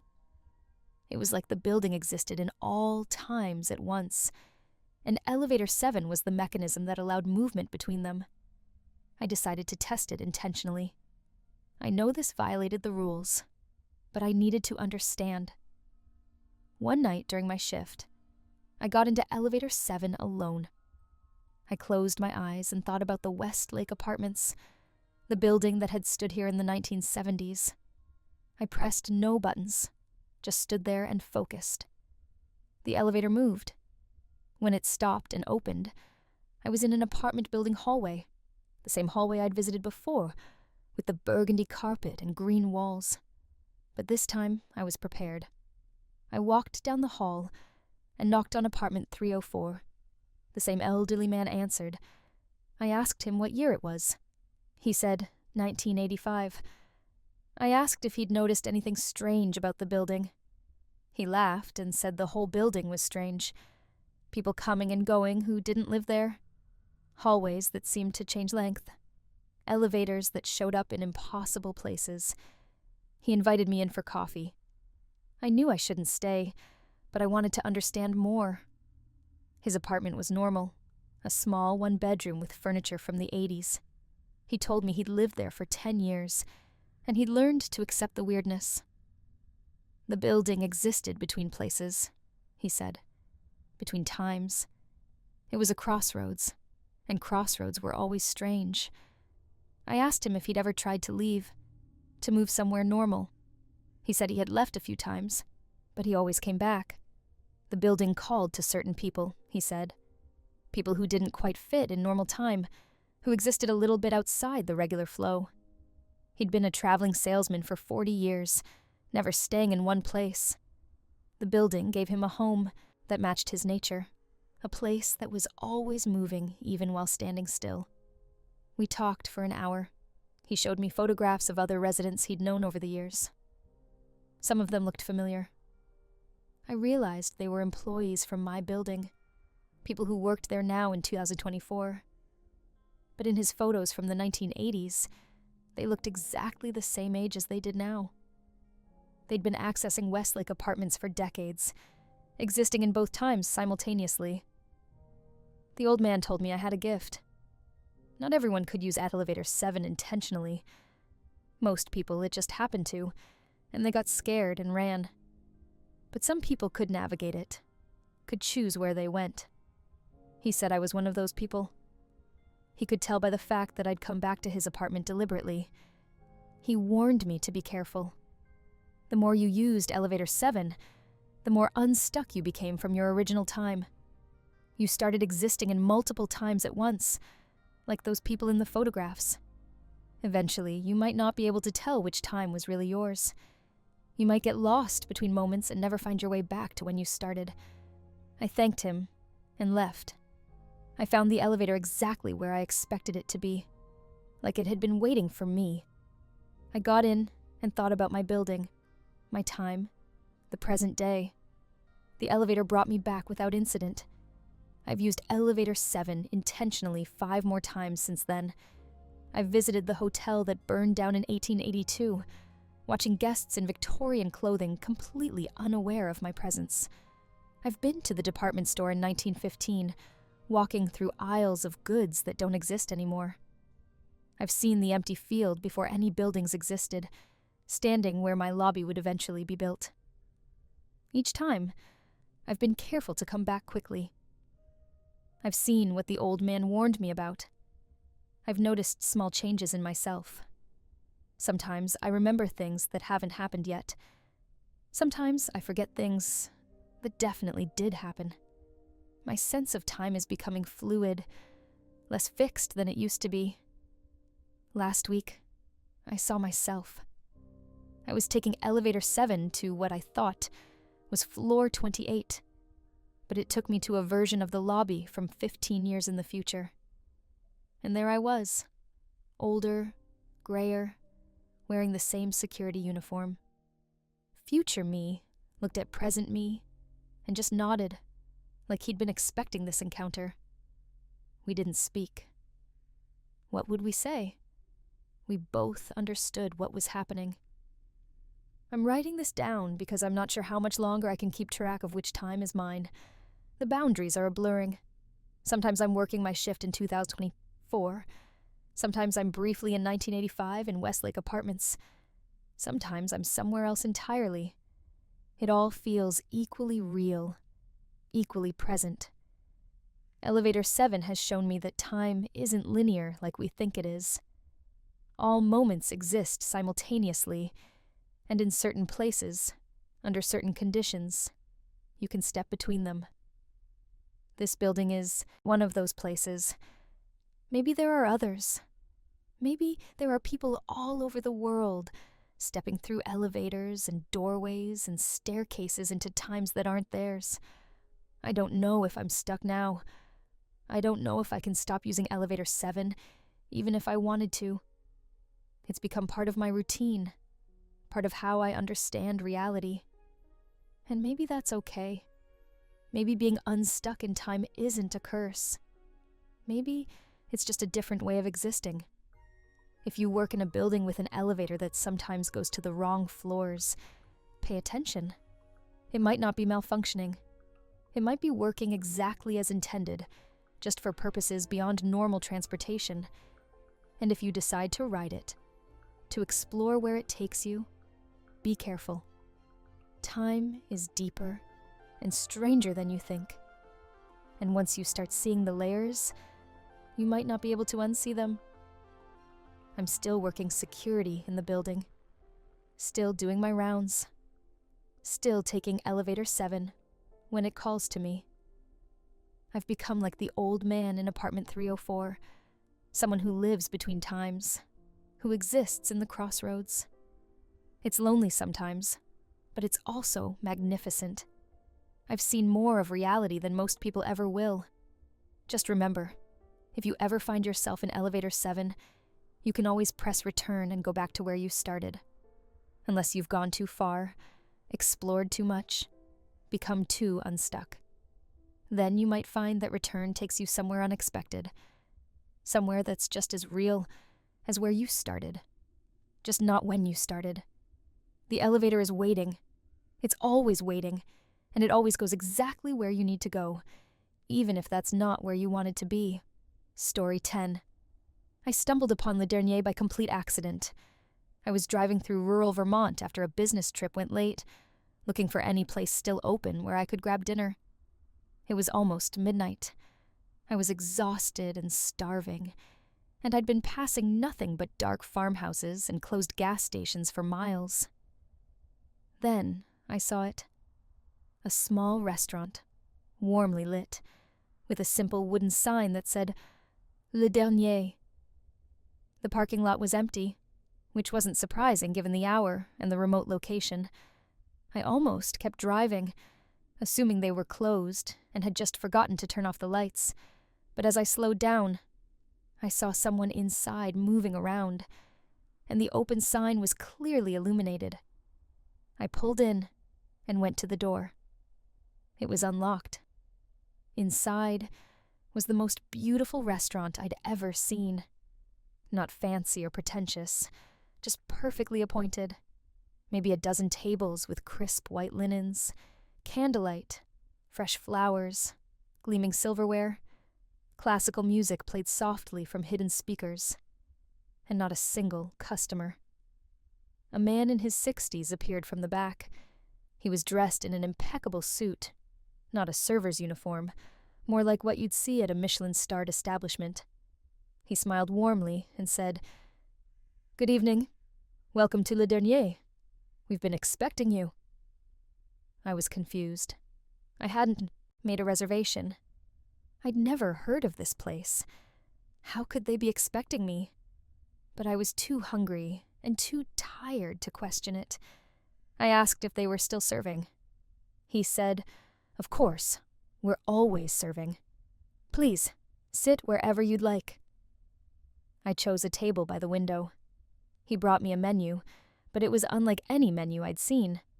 There were no prices, and instead of listing dishes, it had questions. What is your favorite meal from childhood? What would you eat if calories didn't matter? What dish reminds you of home? What have you always wanted to try but never had the chance? I asked the man what kind of menu this was. He introduced himself as Marcel and explained that Le Dernier didn't have a fixed menu. They made whatever the customer wanted, whatever they needed, whatever would make this meal memorable. I should just tell him what I wanted to eat, and the kitchen would prepare it. I thought about it. My grandmother had made this incredible pot roast when I was a kid, with vegetables and gravy and homemade bread. I hadn't had anything like it since she died 15 years ago. On a whim, I described it to Marcel. He nodded and said it would be ready shortly. I expected a long wait. Pot roast isn't fast food. But barely 20 minutes later, Marcel returned with a plate, and when I saw it, I almost cried. It looked exactly like my grandmother's pot roast. The same golden brown crust on the meat, the same vegetables cut in the same size, the same thick gravy. Even the bread on the side looked identical to her homemade rolls. I took a bite, and it tasted exactly right. Not similar, not close. Exactly the same as I remembered from 25 years ago. Every flavor, every texture, perfect. I don't know how they did it. I'd never told anyone the specific details of that recipe. My grandmother never wrote it down. But somehow, Le Dernier had recreated it perfectly. I ate slowly, savoring every bite, flooded with memories of Sunday dinners at my grandmother's house. When I finished, Marcel appeared and asked if I'd like dessert. I was full, but he suggested perhaps something light, something that might remind me of a happy moment. I mentioned my wife had made these lemon bars for our first anniversary.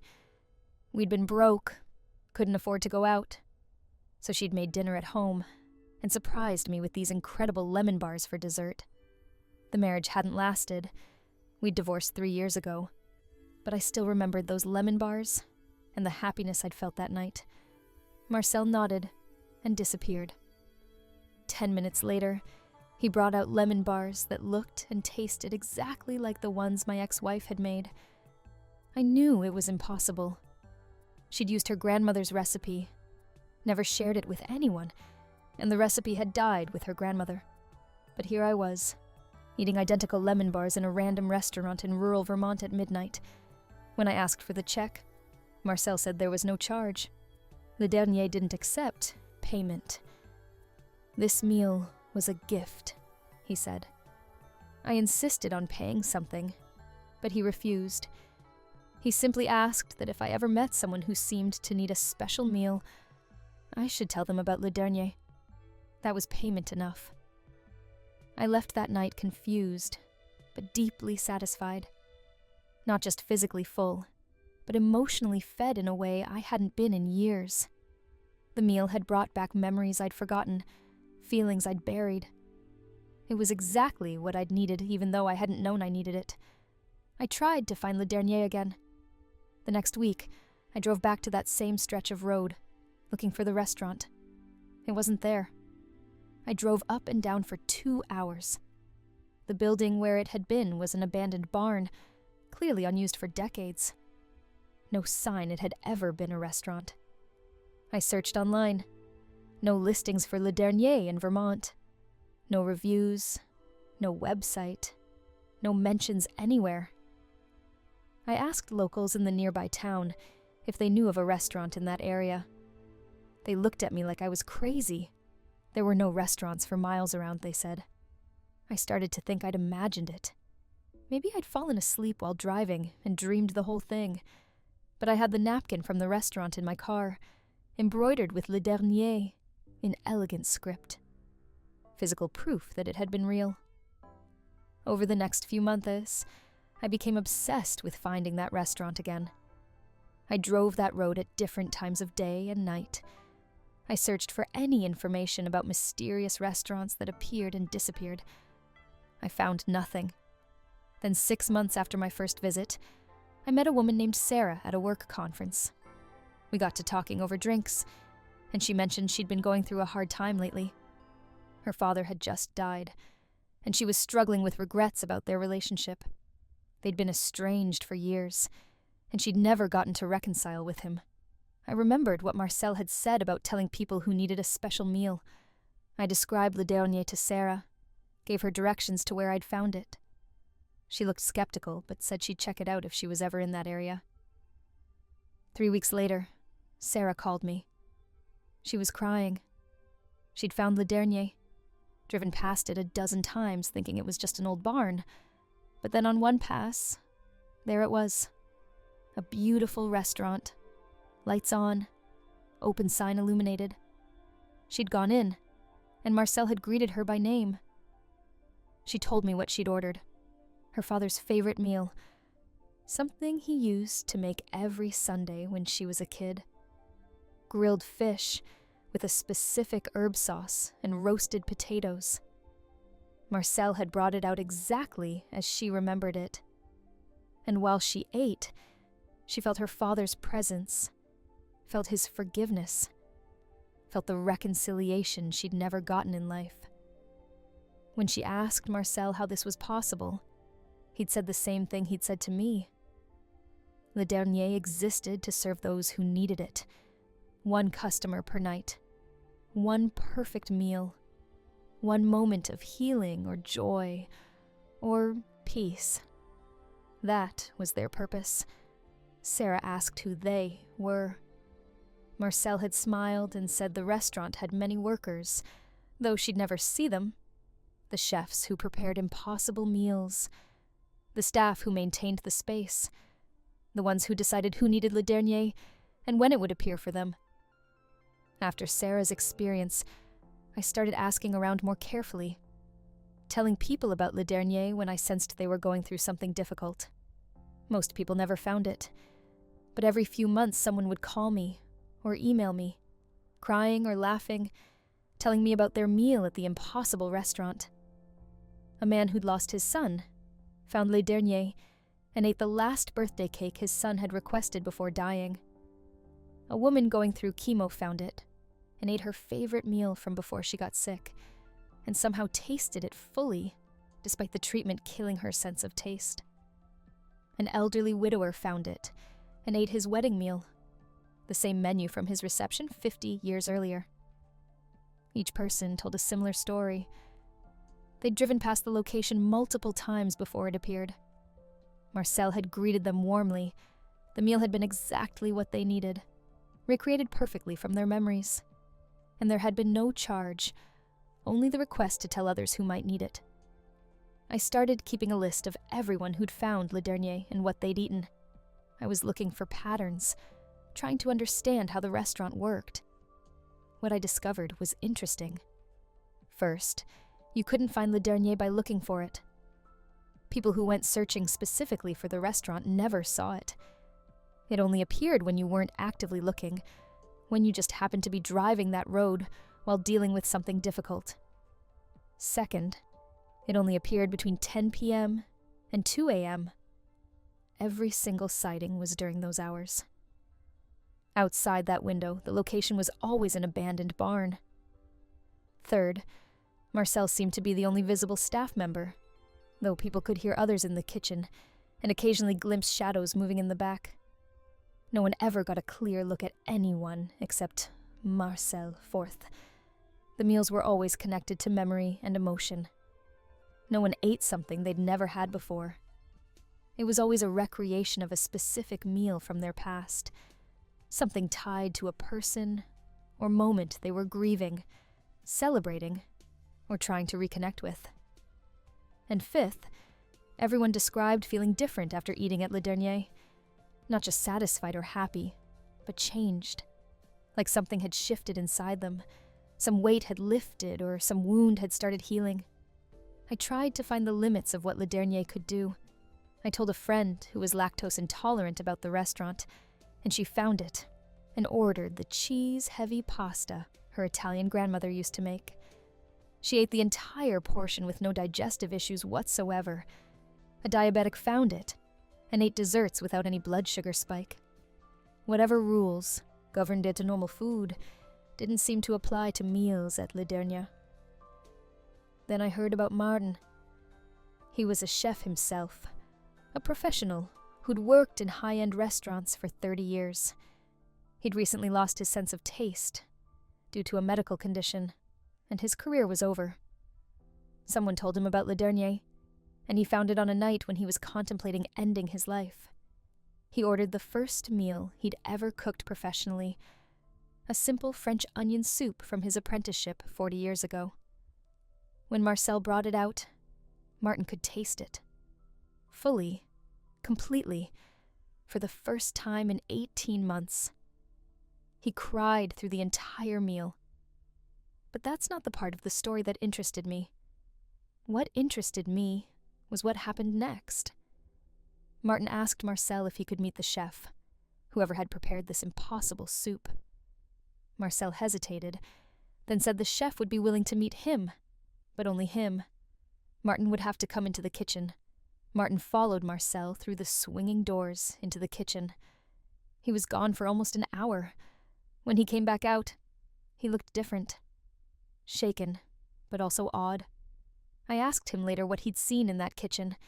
He said the kitchen was unlike anything he'd experienced, not just in terms of equipment or layout, but in a fundamental way. Food was being prepared, but not by visible people. Ingredients moved on their own. Knives chopped without hands holding them. Pots stirred themselves. And in the center of all this activity was a presence. Martin couldn't describe it better than that. A presence that knew every meal that had ever been cooked, every recipe that had ever existed, every food memory that had ever been formed. This presence had communicated with Martin, not in words, but in understanding. It told him that Le Dernier existed at the intersection of memory and sustenance. Food was how humans marked moments, celebrated, grieved, connected. And Le Dernier existed to honor that, to recreate perfect moments through perfect meals. The presence asked Martin if he wanted to stay, to work in this kitchen, to help prepare meals for others. His physical body would remain, would seem to recover his sense of taste, would live a normal life. But part of him, his chef's soul, would be here, helping to recreate impossible meals. Martin agreed. He left Le Dernier that night, and his sense of taste gradually returned over the following weeks. His doctors called it a spontaneous recovery, a medical mystery. But Martin knew the truth. Part of him was now permanently connected to Le Dernier, helping in that kitchen, even while his physical self went about normal life. I asked him if he ever went back. He said he didn't need to. He could feel the restaurant, feel when it was open, sense when meals were being prepared. Sometimes he'd be in his own kitchen, and he'd suddenly know that Le Dernier was serving someone right now, and he'd feel a pull, a sense of participating in that meal, even from miles away. This changed my understanding of what Le Dernier was. It wasn't just a restaurant. It was something older, something that existed outside normal reality, a place where food transcended physical nourishment and became a form of healing, of time travel, of communion with the past. I decided I needed to experience the kitchen myself. I needed to understand fully what Le Dernier was. So I started driving that road regularly, late at night, deliberately putting myself in an emotional state that might make the restaurant appear. It took months. I drove past that abandoned barn hundreds of times. Then one night, after a particularly difficult day, where I'd been dwelling on all my regrets and losses, there it was, Le Dernier, glowing warmly in the darkness. I went in, and Marcel greeted me like an old friend. I told him I didn't want to order a meal. I wanted to see the kitchen. I wanted to understand. Marcel looked at me carefully and asked if I was sure. Once you saw the kitchen, you couldn't unsee it. Once you understood what Le Dernier really was, it changed you. I said yes. I was sure. Marcel led me through the swinging doors. The kitchen was exactly as Martin had described. Movement without visible movers. Food being prepared by invisible hands.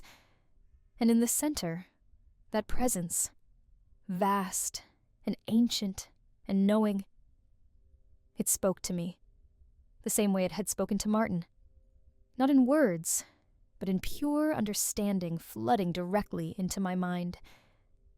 And what I learned was both beautiful and terrifying. Le Dernier had existed for centuries, appearing in different locations, taking different forms, but always serving the same purpose: to feed not just bodies, but souls. To use food, the most basic human need, as a conduit for healing and connection and transcendence. The kitchen was staffed by people who'd agreed to stay, like Martin, chefs from across history who'd understood that food was sacred, that meals could be ceremonies, that cooking could be an act of love, powerful enough to breach the boundaries between past and present, between the living and dead, between what is and what we remember. These chef spirits worked together to recreate impossible meals. They reached into diners' memories, extracted the exact sensory details of significant meals, and reconstructed them perfectly. The pot roast I'd eaten wasn't made from ingredients. It was made from my memory of my grandmother's pot roast, given physical form. The presence asked me the same question it asked all who entered the kitchen. Did I want to stay? Did I want to give part of myself to this work?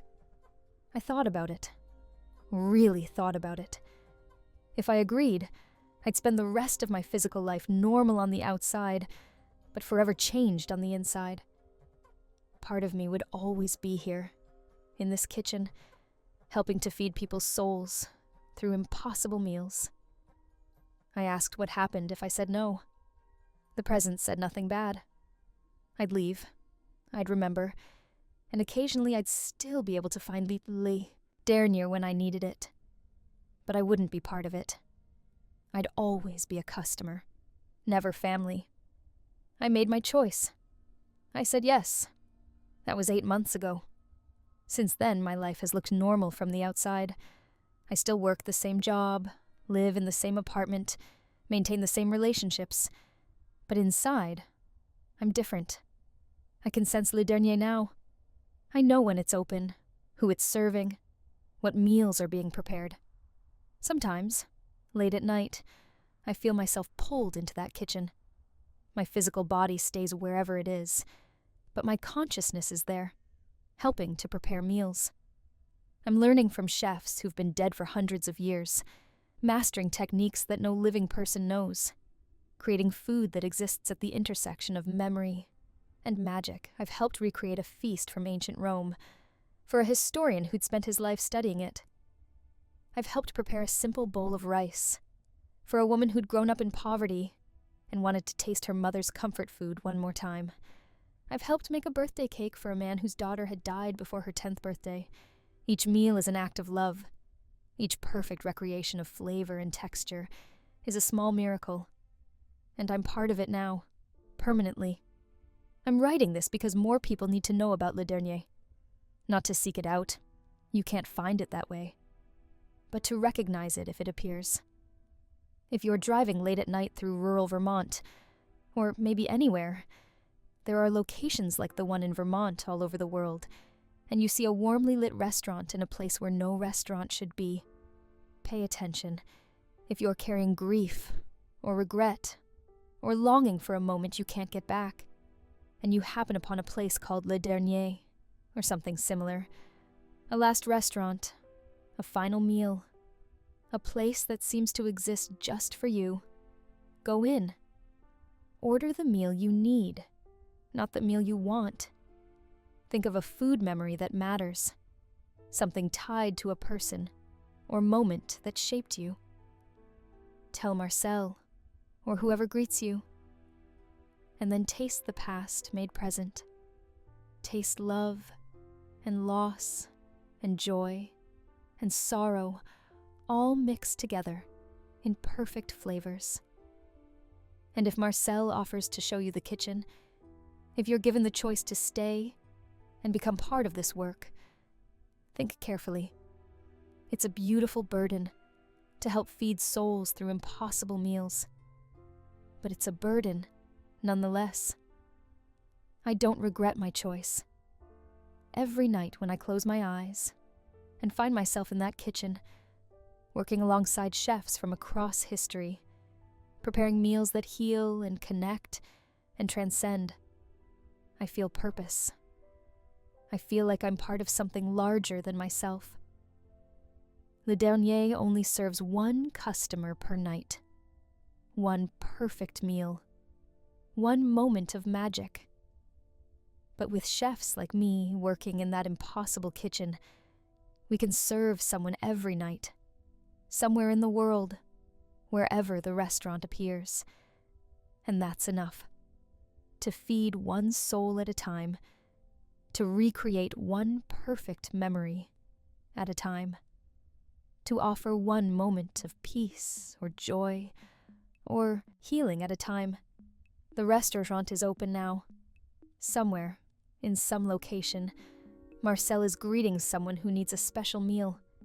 And in the kitchen, visible and invisible hands are working together to prepare something impossible. Maybe one night, it will be for you. If it is, order carefully. Order honestly. Order the meal that matters. And eat slowly. Savor every bite. Because meals at Le Dernier don't just feed you, they change you forever.